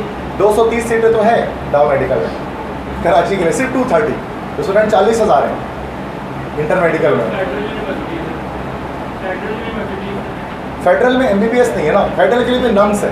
ये अच्छा है कि आप फिर एमडी कैट के साथ जाएंगे नहीं, फिर आपको मैंने बताया था nums, national university of medical sciences, जिसके अंदर आपके पास किम्स आ जाता है, रुतफा मेडिकल कॉलेज आ जाता है, बहरिया आ जाता है, या फिर आप आगा खान AKU, अब वो ओपन मेरिट सीट्स होती हैं, उनमें आप पूरे पाकिस्तान से कहीं पे भी आपका एडमिशन हो जाएगा। बट वो एमडी कैट के थ्रू नहीं हो रहा, वो एमडी कैट के साथ अलग एक टेस्ट देना पड़ेगा। आगा खान के लिए AKU का टेस्ट, यस एमडी कैट भी करना पड़ेगा, और साथ में नम्स का टेस्ट भी देना पड़ेगा। या तो नम्स, या अगर आगा खान में जाना है तो AKU का टेस्ट देना पड़ेगा। ठीक है, एमडी कैट तो लाजमी है, वो कुछ भी कर दें। किसकी? फेडरल वाली क्या चीज़ कितनी बताइए, मैं फिर बता देता हूँ। फेडरल पे जो सीट्स है ना, नम्स है, नम्स जो है ना, वो तो एक national university of medical sciences, ये एक इदारा है। इसके अंडर में कराची में, पाकिस्तान में तो बहुत सारी हैं, कराची में 3 है। एक है KIMS, Karachi institute of medical sciences, second है बहरिया मेडिकल कॉलेज, और थर्ड है रुतफा मेडिकल कॉलेज, फजाइया वालों का, PF वालों का। इन 3 में आपका हो सकता है, भले आप पाकिस्तान के किसी भी डोमिसाइल से ताल्लुक़ रखते हैं, बट उसके लिए एमडी कैट भी क्लियर करना पड़ेगा, नम्स भी क्लियर करना पड़ेगा। नम्स का पैटर्न मैंने यहाँ डिटेल में तो नहीं बताया, बट स्लाइड्स थी, आप घर पे जाकर उसको व्यू कर सकते हैं वीडियो के, ठीक है, कि उसमें क्या क्या पैटर्न बनना है नम्स का। नम्स का टेस्ट एमडी कैट के बाद होता है, पहले आप एमडी कैट क्लियर करें, फिर नम्स में अप्लाई करके नम्स का टेस्ट क्लियर करें। यस, वो फेडरल, टोटल फेडरल से बनता है नम्स, नम्स बनता ही टोटल फेडरल से। वो तो कहते हैं कि हम फेडरल से ही बनेंगे, जैसे पीएमसी में कहते हैं ना कि हम कॉमन सिलेबस यूज़ करेंगे, वैसे कोई बात करते ही नहीं, वो कहते हैं हम बनाएंगे फेडरल से कम्प्लीटली डिफरेंट तो नहीं होती, 25% डिफरेंट है। लेकिन वो 25% एक बड़ा वेटेज होता है। अब मान लें कि अगर 4 सवाल आ रहे हैं, 4 में से 3 सवाल सिंध बोर्ड का और 1 सवाल फेडरल का, तो वो 1 सवाल तो फंसा ना आपका उसमें, उस चक्कर में। तो 1 सवाल फंसना भी बड़ी चीज़ होती है, क्योंकि हमें हाई मार्क्स चाहिए, हमें पास नहीं करना है जस्ट इसमें। तो फेडरल का कुछ डिफरेंट होता है, तभी तो एप्टीट्यूड की क्लासेस चलती हैं, वरना तो आप सिंध बोर्ड में कोई पढ़ ही रहे, मतलब मंडे टू सैटरडे तो आप पढ़ ही रहे होंगे कहीं ना कहीं, तो आप संडे क्यों फिर अपना वेस्ट करें आकर, जब आप वही चीज़ पढ़ना है दोबारा। तो हम वहाँ फेडरल पढ़ते हैं, एप्टीट्यूड की क्लासेस में हम फेडरल और पंजाब बोर्ड को पढ़ते हैं, उसमें जो एक्स्ट्रा चीज़ होती है सिंध बोर्ड हम नहीं पढ़ाते ज़्यादा। देखो फेडरल और पंजाब बोर्ड है ना सब सुपर सेट है, और सिंध बोर्ड उसका सब सेट है। Let's say isomerism, Sindh board में हम पढ़ते हैं 4, बताया था ना अभी। फेडरल बोर्ड में ये 4 तो पढ़ते ही हैं, साथ में tautomerism, geometrical isomerism, optical isomerism सब पढ़ लेंगे, वो सब भी कवर हो जाता है। तो अगर आप फेडरल पढ़ोगे तो आपका हो ही गया, मतलब जो आपका सिंध बोर्ड है, ठीक है।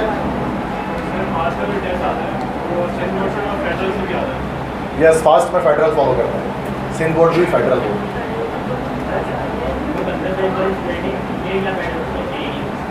फिर से क्या करें,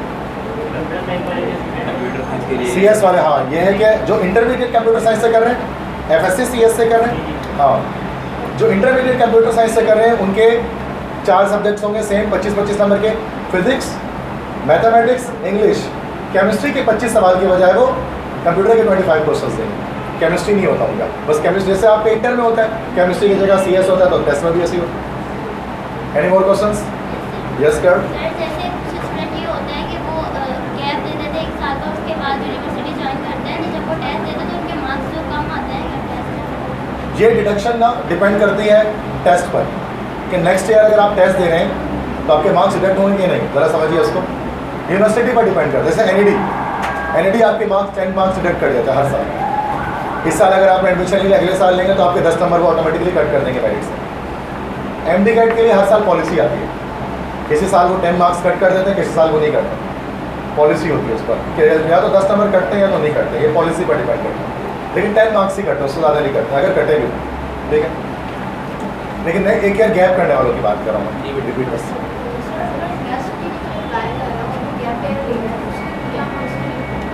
नहीं, नर्स के अंदर डिडक्शन नहीं होती, नर्स के अंदर डिडक्शन नहीं है, नेक्स्ट ईयर करना चाहते हैं, ठीक है। क्योंकि देखो नर्स में ना पता है टेस्ट के सिर्फ मार्क्स काउंट हो रहे हैं, वहाँ तो 15% मार्क्स आपके काउंट हो रहे हैं जिस उसके, मतलब तो वो कोई ज़्यादा मैटर कर ही नहीं रहा ना, इंटर के मार्क्स तो मैटर ही नहीं कर रहे आपके। नर्स तो ये कहती है बस टेस्ट क्लियर करो आप हमारा, तो टेस्ट में नंबर वो नहीं काटते, वो आप भले आप 1 साल का 2 साल बाद भी दें तो नर्स आपको एडमिशन ग्रांट कर देंगे। तो इंटर के तो 15% ही ले रहे हैं वो, तो उसमें क्या काटेंगे, बचेगा ही कुछ नहीं। एक मिनट, यस यू फर्स्ट। नहीं ये सही, नस का जो नेट 1 होता है ना वो इस्लामाबाद में ही होता है, नेट 2 और नेट 3, यस।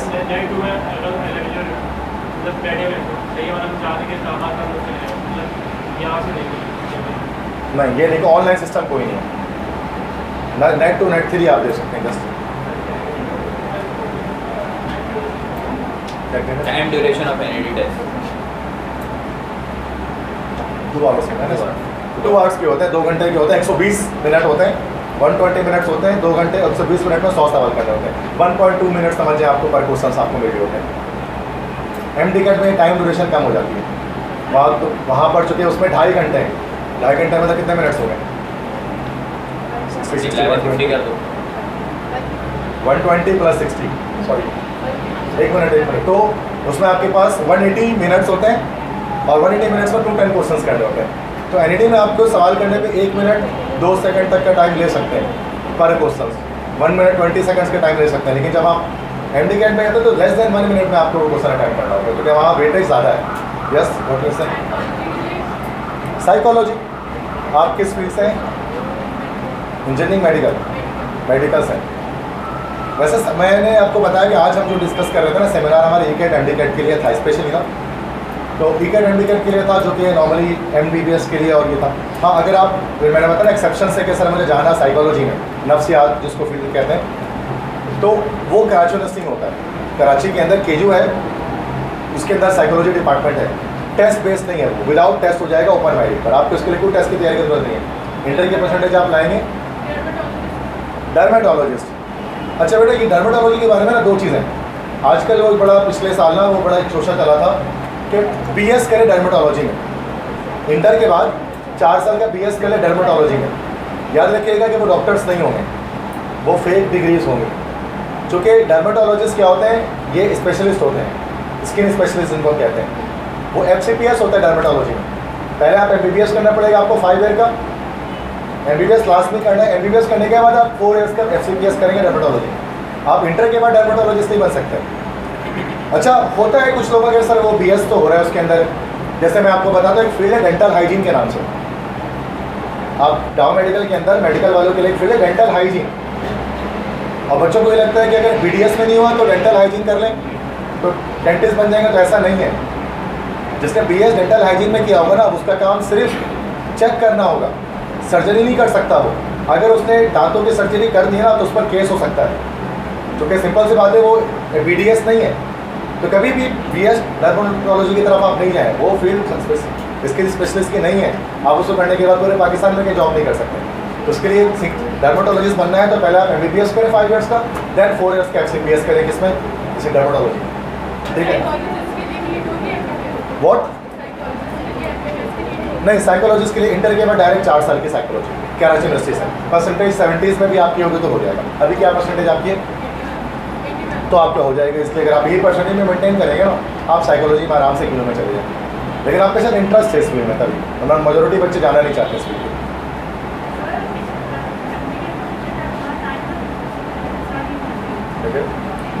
आवाज़ नहीं आ रही बेटा, थोड़ा लाउड बोल। लास्ट टाइम जो है वो MD की टाइमिंग 3.5 घंटे की कह रही है। 3.5 घंटे तो नहीं थी, 2.5 घंटे थी। नहीं, 3.5 घंटे, 210 मिनट 3.5 घंटे थी। 210 ठीक है। पर MCQ क्योंकि शायद मुझे कन्फ्यूजन हो रही है, शायद लास्ट ईयर शायद 3.5 घंटे की हुई थी, 2 मिनट्स। ओके, फिर शायद 1 मिनट है, क्योंकि लास्ट ईयर काफ़ी चेंजिंग की थी ना, तो फिर माइंड में क्वेश्चंस भी आगे पीछे करते थे फिजिक्स के, मतलब नंबर ऑफ क्वेश्चन भी आगे पीछे किए थे कुछ, तो हो सकता है जब 3.5 हो गए, फिर मैंने कहीं मिस्टेक कर दिया। ठीक है, 2.5 घंटे के 3.5 ही हो गए, बट NED का 2 घंटे का ही होता है। ठीक है, 120 मिनट्स का।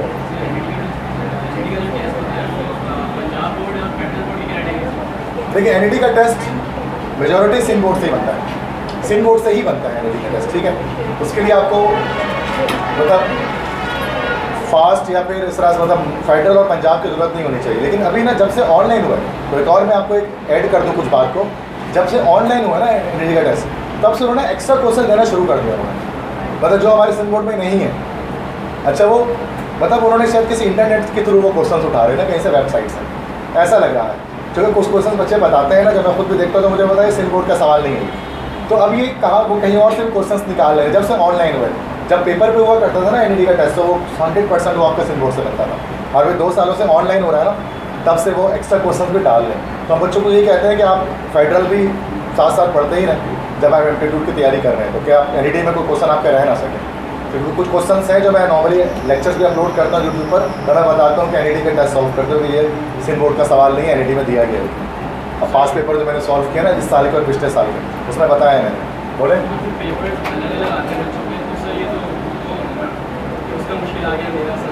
ये हो सकता है, बच्चों ने इस पर काफ़ी किया था, और PMC ने तो पूरा बहुत बड़ा एहतजाज हुआ था, कह लो दुनिया का जो पाकिस्तान के अंदर हुआ था कॉमन पेपर के हवाले से, कि कॉमन MD के सारे MD तो एक ही दिन हो और सब बच्चों का सेम हो। यही मसला है, किसी के मुश्किल आ जाए, किसी के आसान, सिंपल सी बात है। बट PMC ने ऐसा लास्ट ईयर भी नहीं किया था, इस साल भी ऐसा नहीं करेगी। आपकी बात बिल्कुल सही, इनजस्टिस हो सकती है इसमें कि किसी का सवाल आसान है, किसी के मुश्किल आ जाए, बट ये आपका लक है, नसीब है, इस पर क्वेश्चन समझे। यस कर AMC आर्मी मेडिकल कॉलेज। अच्छा, देखिए AMC जो है ना, उसका क्या तरीकाकार है इसमें एडमिशन लेने का। बॉयज़ के लिए अलग है, गर्ल्स के लिए अलग है। अच्छा, नॉर्मली ना मेजोरिटी इस चीज़ को थोड़ा समझ नहीं पाती। AMC में बॉयज़ 2 तरह से जा सकते हैं, गर्ल्स एक तरह से जा सकते हैं। Boys as a medical cadet जा सकते हैं AMC के अंदर AISSB के थ्रू, कि वो जस्ट इंटरमीडिएट करें और हर साल जो है वो मेडिकल कैडेट्स के आते हैं AMC के लिए, लड़कों के लिए, सिर्फ बॉयज़ के लिए आते हैं। तो बॉयज़ उसका आर्मी वालों का टेस्ट पास करें, उसके लिए ज़रूरत नहीं होती एप्टीट्यूड की, कोई MD कैट रिक्वायर्ड नहीं है, ISS भी रिक्वायर्ड है। वो सब क्लियर करने के बाद फाइनली क्या है कि वो AMC में जा सकते हैं, वहाँ वो 5 साल MBBS भी करेंगे और साथ में वो एज अ कैप्टन डायरेक्ट वहाँ पर उनको पोस्ट लग जाएगी पाकिस्तान आर्मी में एज अ कैप्टन। दूसरा तरीका है सिविलियन जाने का होता है, नम्स के थ्रू। गर्ल्स सिर्फ नम्स के थ्रू जा सकते हैं। उसके लिए क्या होगा कि आपको MD कैट क्लियर करना पड़ेगा पहले, MD कैट के साथ आपको नम्स क्लियर करना पड़ेगा, तो फिर आप AMC में जा सकते हैं। बट उसकी नीड नहीं होती है क्योंकि सीट्स नहीं होती हैं। AMC जो है ना पंजाब के बच्चों के लिए। अगर आपको नम्स के थ्रू जाना है तो कराची में 3 इदारे हैं, बहरिया है और इसके अलावा किम्स है, रुत फॉर्म मेडिकल कॉलेज है। आपको यहीं पर वो इन्वॉल्व करते हैं, आपको रावलपिंडी नहीं भेजते हैं। रावलपिंडी सिर्फ नॉर्मली बॉयज़ को भेजा जाता है, वो भी जो PN मेडिकल कैडेट के एग्जाम्स को, मतलब मेडिकल कैडेट्स के एग्जाम पास किए होते हैं। इसलिए आपने सुना तो होगा TV वगैरह में ड्रामे में AMC army medical college. But पहले गर्ल्स के लिए होता था वो प्रोग्राम, पहले गर्ल्स के लिए वो प्रोग्राम हुआ करता था, आज से 10 साल पहले या 12 साल पहले। बट अब AMC गर्ल्स को नहीं लेती, मेडिकल कैडेट के लिए नहीं लेती, सिर्फ बॉयज़ को लेती। जैसे इस साल भी जो एरोनॉटिकल इंजीनियरिंग में आप देखें जो आया था गर्ल्स के लिए नहीं आया, GD पायलट, वरना GD पायलट और एरोनॉटिकल इंजीनियरिंग जो इंजीनियरिंग वालों के गर्ल्स बॉयज़ दोनों के लिए आता था, लेकिन अब सिर्फ बॉयज़ के लिए आया था इस साल, गर्ल्स के लिए अलाउ नहीं किया था उन्होंने। तो वो गर्ल्स को आहिस्ता आहिस्ता ना वो हटा रहे हैं इस चीज़ से, मतलब मेडिकल उसकी लाइन से, क्योंकि वो सीट कहते हैं वो ज़ाया कर देती हैं और फिर वो मैरिड हो जाती हैं, फिर वो आगे वर्किंग नहीं करती हैं, तो इसलिए अब वो बुलाते ही नहीं गर्ल्स को उसके लिए। तो आप बेहतर है कि आप नम्स के कराची के यूनिवर्सिटीज़ के लिए ट्राई करें, किम्स के लिए ट्राई करें, रुत फॉर्म मेडिकल कॉलेज के लिए ट्राई करें, अगर आप नम्स के ही किसी कॉलेज में एंटर करना चाहते हैं। AMC के लिए लगा आप यूनिवर्सिटीज़ बताएं, किम्स, बहरिया और बताएं, ये प्राइवेट है या पब्लिक? ये वाले नम्स और ये प्राइवेट है यूनिवर्सिटीज़।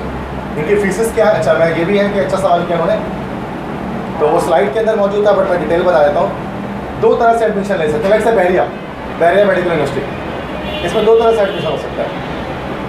एक तरीका क्या, आप नम्स का टेस्ट क्लियर करें, MD कैट क्लियर करें, फिर एडमिशन लें। उस वक्त आपको सालाना फीस उसकी जो ईयरली फीस है आपको 2 लाख समथिंग पड़ेगी, 2 लाख रुपये बस, 2 लाख 2.5 लाख बस। और अगर आपने सिर्फ MD कैट क्लियर किया हुआ है, आपका नम्स के टेस्ट फेल हो गया, तो आप फिर बहरिया जा सकते हैं, लेकिन आपकी फीस 17 लाख पे हो जाएगी पर ईयर। तो नम्स के टेस्ट से बेनिफिट मिलता है कि आपको स्कॉलरशिप मिल जाती है। नम्स के बिना, मतलब नम्स के टेस्ट दिए बिना भी आप बहरिया में एडमिशन ले सकते हैं, सिर्फ MD कैट के जरिए, लेकिन फीस वहाँ 17 लाख रुपये की होगी। तो ये चीज़ है, तो उस तरह से हम सेमी गवर्नमेंट कह सकते हैं उसको, ठीक है। और मोर क्वेश्चन सेम 17 लाख अगर एज आप सिर्फ MD कैट क्लियर करके जा रहे हैं और नम्स क्लियर करके जा रहे हैं तो 2.5 लाख पर ईयर। बट फिर 2 टेस्ट क्लियर करना है, MD कैट भी क्लियर करना है, नम्स भी क्लियर करना है, दोनों मुश्किल होते हैं, ठीक है। उस शेड्यूल मैंने दिया है ना, वो मैं वीडियो पर आप देख लीजिएगा, उसमें पूरा ब्रेक डाउन इसके अंदर, वो आप उस पर देख लेना, मैं शेयर कर दूँगा PDF भी उसको, तो आप देख लेना। नंबर तो सबका शायद मेरे पास है ही, जो गूगल फॉर्म आपने भरा है सबके नंबर है, मैंने सेव किया है, मैं सबको एक साथ ब्रॉडकास्ट कर दूँगा PDF में, सबके पास गर्ल्स पास सबके पास यानी वो। बायोटेक्नोलॉजी के लिए कौन सी यूनिवर्सिटी? बायोटेक्नोलॉजी आपका इंटरेस्ट है?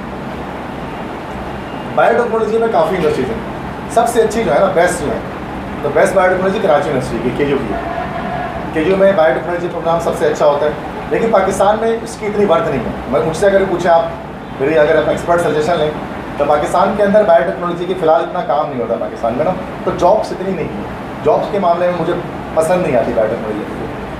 बाकी उससे बेहतर है कि आप MBBS, BDS, PharmD इस तरफ जाए ना, ये मच बेटर होता है बनिस्बत इसके कि आप बायोटेक्नोलॉजी की तरफ है। हाँ, इंटरेस्ट अगर ऐसा पढ़ने शौकी में रही है तो फिर तो आप यही है, फिर मैं कुछ नहीं कह सकता। फिर अगर आप पैशनेट हो ना तो अच्छा, अगर आप मुझसे स्कोप पूछेंगे तो स्कोप का, ठीक है। बायोटेक्नोलॉजी करने के लिए BDS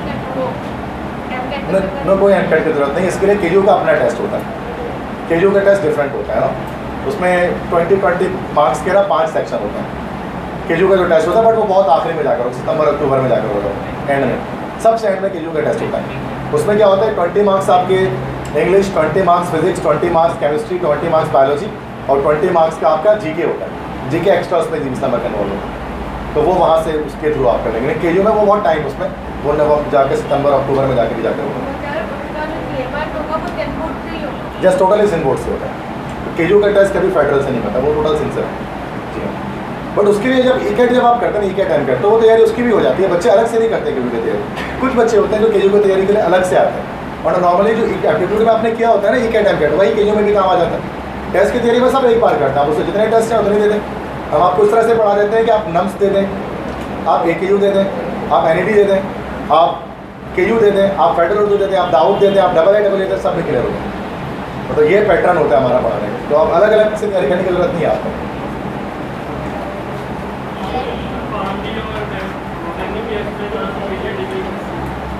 फार्मडी और MBBS में सुपीरियर डिग्री कौन सी है? देखिए ग्राउंड रियलिटी में बात करें तो MBBS is much better than PharmD. MBBS बहुत अच्छी है फार्मडी से। पाकिस्तान की जो MBBS है ना, PEC की वजह से, पाकिस्तान इंजीनियरिंग काउंसिल की वजह से इसकी बड़ी बात है सारी दुनिया में। पाकिस्तान के डॉक्टर्स फॉरेन से तमाम कंट्रीज़ में हायर हो जाते हैं। ये बेनिफिट है MBBS का। फार्मडी भी अच्छी फील्ड है, कोई बुरी नहीं है, बट MBBS की कंपैरिजन में हम उसको थोड़ा कम ही रखते हैं। लेकिन किसी को बनना ही फार्मासिस्ट है, सर मुझे ज़्यादा ही फार्मडी तो मुझे दवाई बनाना ही ज़िंदगी में, तो वो तो फार्मडी ही करेगा ना, उसको क्या करना है MBBS करेगा। लेकिन अगर मुझे स्कोप पूछे तो MBBS ऊपर। मैं फिर बताता हूँ, स्कोप पे नहीं जाना चाहिए, कभी कभार इंटरेस्ट पे भी जाना चाहिए इंसान को। स्कोप अगर आपका इंटरेस्ट किसी फील्ड में ना, लाजमी वही करो, अल्लाह ताला वहीं पर आपको रिस्क देगा, वहीं पर अल्लाह ताला आपको आगे बढ़ाएगा। ज़रूरी नहीं है कि आप MBBS या बच्चा डॉक्टरी बने, ये कोई बहुत आज के दौर के लिहाज से कोई ऐसी चीज़ नहीं है। आप कुछ और भी कर सकते हैं, इंटरेस्ट कहीं और है तो बिल्कुल करें। रिस्क का मामला तो जाहिर सी बात है, नसीब का खेल है, अल्लाह ने जितना लिख दिया नसीब में, रिस्क आपको उतना ही मिलेगा, है ना। कि कहीं से करोड़ों रुपये मिलेंगे तो वो मिलेंगे, लाख रुपये मिले तो वहीं मिलेंगे। ऐसा नहीं हो सकता है कि इंसान रिस्क से ज़्यादा नसीब से ज़्यादा हासिल करे, तो उससे क्या फ़र्क पड़ता है। बट फिर भी आप स्कोप पूछते तो मैं बता दूँ बेटा ये इसका है स्कोप, इसका ये स्कोप, ठीक है।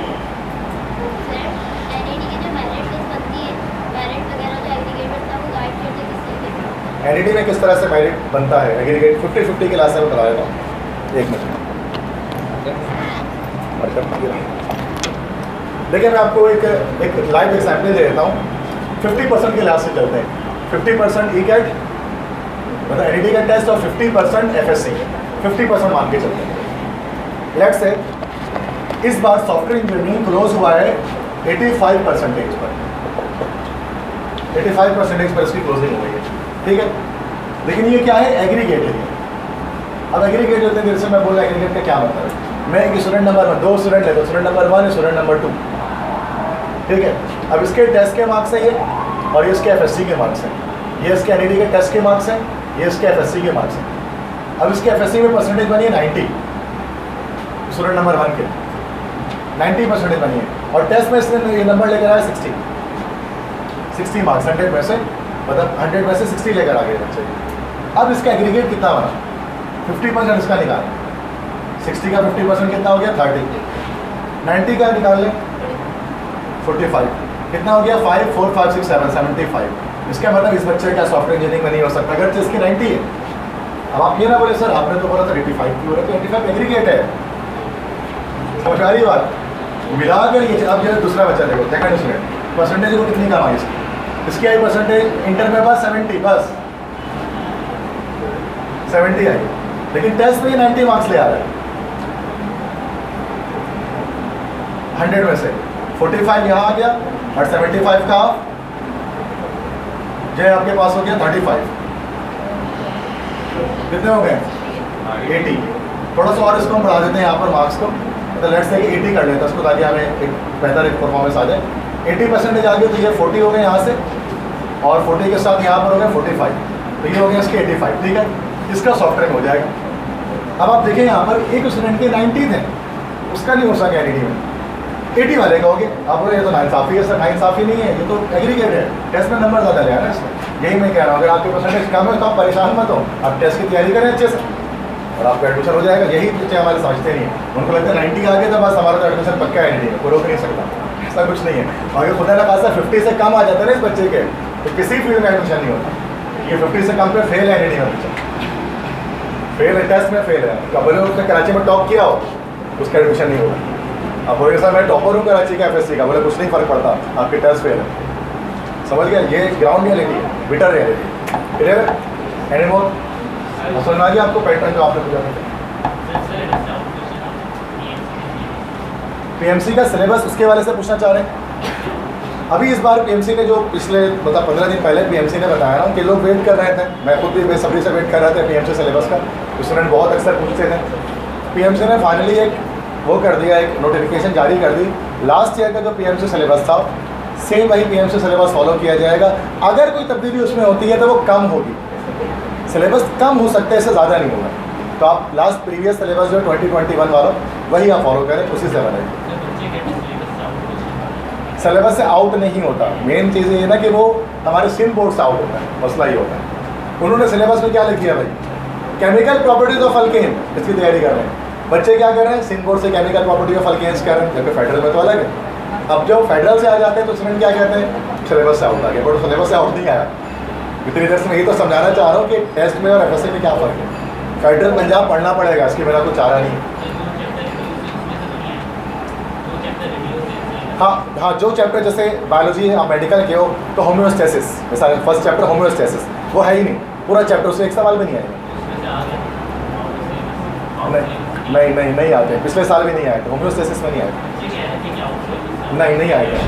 मैं अपने सब्जेक्ट की बात कर रहा हूँ, केमिस्ट्री में तो मुझे नहीं मिली, बाकी फिर बायोलॉजी में नहीं जानता इतना कि उसमें क्या आया था। Any more?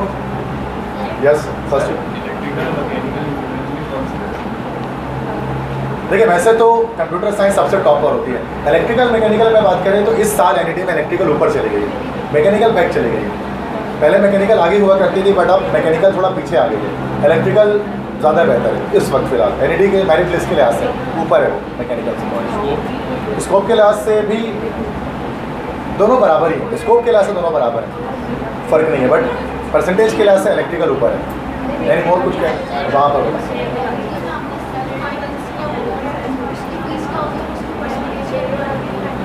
सेल्फ फाइनेंस का क्या रूल होता है। अब वो भले ई कैट में हो, एमडी कैट में हो, सेल्फ फाइनेंस का रूल ये है कि लेट से किसी बच्चे ने, अब मैं बता दे रहा हूँ कि पहले फ़ीस के बता दूँ कि रेगुलर में फ़ीस उसकी है लेट से 50,000, मतलब सेमेस्टर की फ़ीस 50,000 रुपये।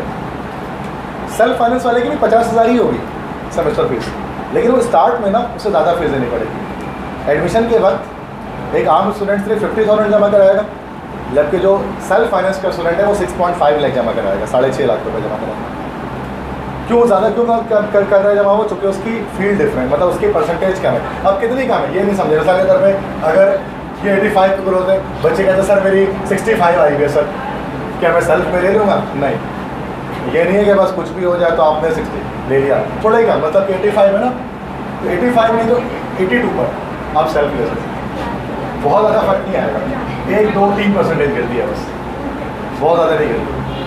ऐसा नहीं हो सकता कि आप कुछ भी परसेंटेज है और आप बोले सर पैसे दे रहा हूँ मैं, एडमिशन ले दें मुझे, तो पैसे से नहीं, वो उसमें भी मेरिट लिस्ट बनती है, बट उससे कम, रेगुलर से कम ही बनती है, 2-3 कम परसेंटेज है। सही। दाव की फीस शेड्यूल MBBS का, दाव का फीस शेड्यूल अभी मैंने बताया, दोबारा रिपीट कर देता हूँ। 18,000 एडमिशन, 45,000 सेमेस्टर सालाना, सॉरी, तो आप 45,000 प्लस 18,000, ये at the time of admission, फिर हर साल 45,000, ये है रेगुलर स्टूडेंट्स के लिए मेरिट जिसको हम कहते हैं, जो इनकी परसेंटेज अच्छी है, जिनके टेस्ट में मार्क्स अच्छे हैं। अगर आप सेल्फ में आएंगे, सेल्फ की फीस भी मैंने आपको बताई थी अभी कि उसमें लगभग, उसमें कितनी सेल्फ की बताई थी, I don't seem to remember, 5 lakh 6 lakh लगभग इसकी का फीस। एनडीटी की 50,000 सेमेस्टर, 50,000। एनडीटी में टेस्ट, अच्छा लास्ट ईयर ऐसा हुआ था कि 2 चांसेस दिए गए थे स्टूडेंट को। एक बार टेस्ट हुआ पहले, अगर फर्स्ट अटैम्प्ट में बच्चों के नंबर कम आए तो उन्होंने सेकंड अटैम्प्ट भी दिया था। इस साल का नहीं पता, वैसे होता एक ही बार है। लास्ट ईयर कोविड की वजह से 2 बार ले लिया गया, फिर बहुत बच्चे फेल हो गए थे। MBBS के लिए, MBBS का जो मेरिट है ना, लास्ट एग्रीगेट जो उसका बना, एग्रीगेट की बात कर रहा हूँ, तो डाउ मेडिकल का एग्रीगेट इस साल जो किया है वो 88% की है।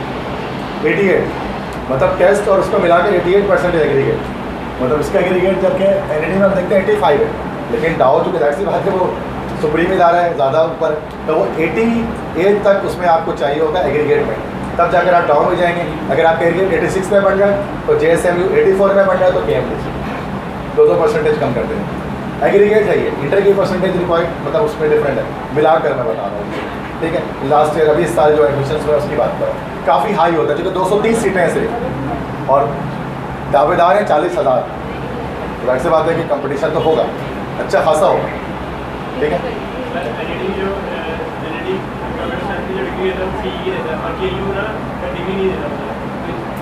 हाँ ये अच्छा सवाल है, इसको मैं बता दे रहा हूँ। केयू जो है ना, केयू में इंजीनियरिंग की एक ही फील्ड है, that is electric chemical engineering, बस और कोई इंजीनियरिंग नहीं है। बाकी सारी केयू में बीएस है। अब जो बीएस कंप्यूटर यूपीआईटी के अंदर ना 2 फील्ड होती हैं, बीएस कंप्यूटर साइंस और एक में बीएस ऐसे लिखा होता है, बीएस सॉफ्टवेयर इंजीनियरिंग, लेकिन वो इंजीनियरिंग नहीं है, वो उसकी बीएस है। इंजीनियरिंग केयू में सिर्फ एक है जो केमिकल है, बस और नहीं। यस, फास्ट बीई देता है, फास्ट में BE computer software engineering, BS नहीं। और बेटा और कोई क्वेश्चन है? बाद होता है NET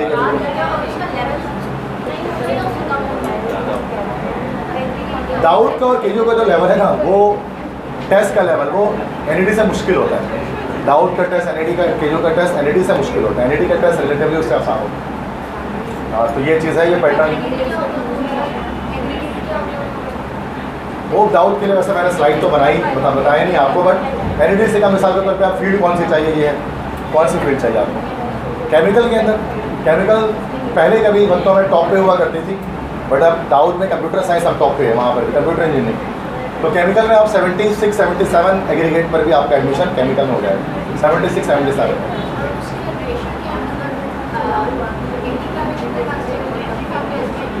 50-50 का रेशो उसके अंदर, 50-50 यस।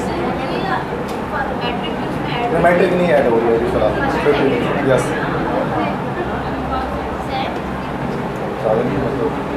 जी सर जैसे कुछ स्टूडेंट है जिन्होंने अभी कोई और फील्ड में है और बाद में वो इंजीनियरिंग की फील्ड में आना चाहते तो वैसे कर सकते हैं? अभी मेडिकल से पढ़ ले, बाद में इंजीनियरिंग करनी है।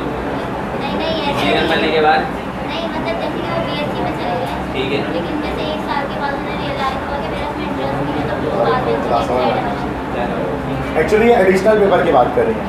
मिसाल के तौर पर लेट से बहुत सारे बच्चे होते हैं मेडिकल ले लेते हैं, और मेडिकल लेने के बाद मेडिकल की सीट्स बड़ी कम है, मैंने बताया ना गिनती की सीटें हैं, कहीं एडमिशन नहीं हो पा रहा होता। आप सोचते हैं यार काश इंजीनियरिंग ले लेते, कहीं ना कहीं एडमिशन तो हो ही जाता, मतलब फिर बंदा रिग्रेट करता है। तो फिर क्या उसका तरीका क्या है, 2 साल आपने इंटर कर लिया, FSC प्री मेडिकल, फिर आपको एडिशनल पेपर देना होता है, इंटर बोर्ड जाना होता है, परमिशन फॉर्म लेनी होती है। First year second year math का पेपर आपको 1 साल लगातार देना पड़ता है, एक साथ दोनों पेपर देने पड़ते हैं, फिर आपको इंटर फिर इंजीनियरिंग की डिग्री देते हैं। तो 2 पेपर देना होगा, मैथ्स 1 मैथ्स 2, ये एडिशनल पेपर उसको हम कहते हैं। इसके लिए इंटर बोर्ड से परमिशन लेनी पड़ती है, हो जाता है। अगर आप इसमें मेडिकल से इंजीनियरिंग में भी जा सकते हैं और इंजीनियरिंग वाले मेडिकल में भी जा सकते हैं, बट 1 साल उसमें ज़ाया करना पड़ता है। और कोई क्वेश्चन बेटा? दाऊद की फीस अभी क्या है, 40,000 पर सेमेस्टर। दाऊद की या दाऊद की? दाऊद इंजीनियरिंग यूनिवर्सिटी की बात करें, सेमेस्टर फीस बेटा दाऊद की बात करें, दाऊद दाऊद दाऊद ना, दाऊद इंजीनियरिंग यूनिवर्सिटी की बात करें। देखिए ये ना गवर्नमेंट यूनिवर्सिटीज़ है, मतलब मैं बार बार एक एक करके फीस की नीड नहीं है, मैं बता दे रहा हूँ आपको। सुने, public sector university Dawood medical, KMDC, JSMU, NED, Karachi university, Dawood university, federal Urdu university, ये सारी गवर्नमेंट है। इनकी फीस 40-50 के सभी सबकी होती है, मतलब कोई ज़्यादा क्वेश्चन में के सब गवर्नमेंट की। प्राइवेट जब आप कहेंगे ना सर सैयद या फिर हमदर्द या UIT, ये सब फिर ऊपर जाएंगे, ये सब गवर्नमेंट है जो आप नाम ले 40-50 के बीच में। किस फील्ड के लिए? केमिकल इंजीनियरिंग के लिए दाऊद बेटर है KU से, बिल्कुल। Software engineering, software KU Dawood में है ही नहीं, सॉफ्टवेयर सिर्फ KU में है। दाऊद में computer engineering, software engineering. Sir Syed engineering university अभी क्या फीस चले सर सैयद? 1,10,000 ना, 1,10,000, 1,10,000 रुपये है एडमिशन के बाद।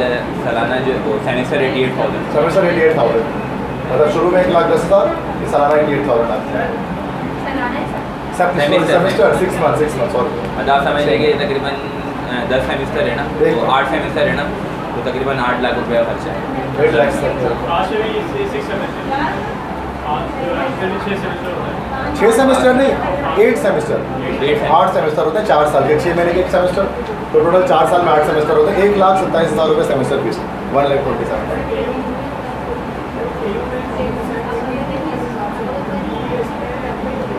KU में इंजीनियरिंग सिर्फ एक है, थोड़ी देर पहले बताया, केमिकल, बाकी सब BS है।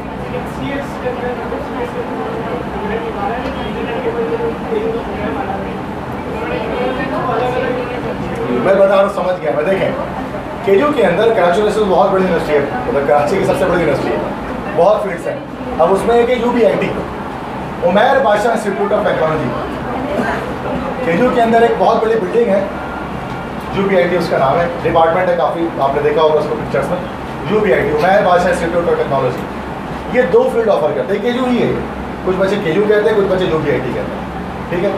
इसके अंदर 2 फील्ड ऐसे लिखे होते हैं, लगा होता है BScs ऐसे करके, और एक ऐसे लिखा होता है BSSC। अब आप परेशान होंगे कि सर ये 2 क्या है?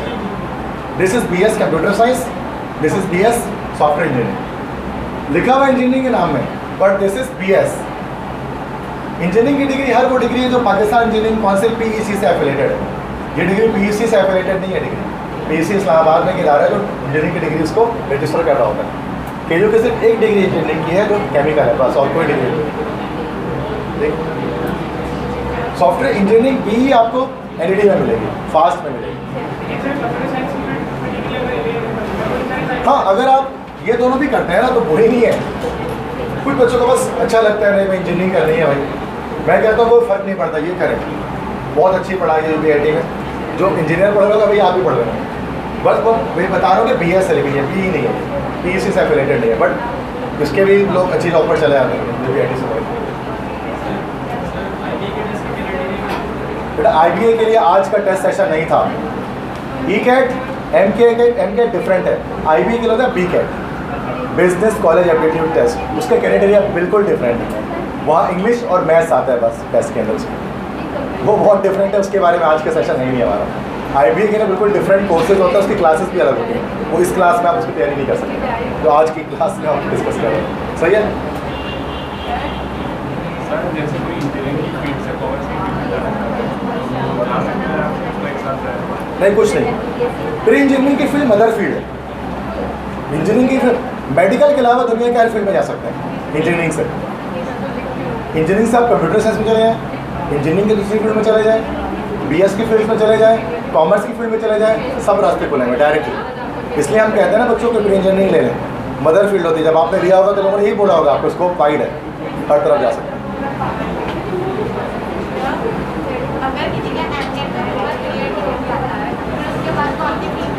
उसके बाद कौन से फील्ड, 1 मिनट एक करके 1 बाय 1। अगर MD कैट का टेस्ट क्लियर नहीं हो सका, अगर MD कैट का टेस्ट क्लियर नहीं हो सका तो फिर आप किस फील्ड से महरूम हो गए? आप पूरे पाकिस्तान में आप महरूम हो गए MBBS से, ये पूरे पाकिस्तान में अब आप नहीं कर सकते कहीं से भी, और BDS ये पूरे पाकिस्तान में आप नहीं कर सकते कहीं से भी, इसके अलावा सब कर सकते हैं। मिसाल अगर फार्मडी करना है उसके लिए MD कैट की जरूरत ही नहीं, कि अपना टेस्ट लेगी। बायोटेक्नोलॉजी करना है उसके लिए अलग टेस्ट है, सिर्फ MBBS और BDS के लिए MD कैट होता है PMC वाला। बस ये 2 फील्ड के अलावा आपको हर फील्ड मिल जाएगी मेडिकल। वो यूनिवर्सिटी अपना अलग अलग टेस्ट लेती है, अलग अलग डेट्स, तो वो मिल जाएंगे आपको। जिससे हाँ बोले, हाँ कौन सी मैंने बताया, फार्मडी के बाद DPT मेरे लिहाज से बेस्ट फील्ड।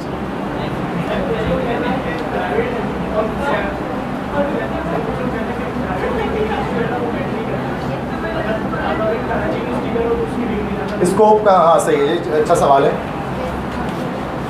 प्राइवेट यूनिवर्सिटी में ना हम कैटेगरी बना सकते हैं,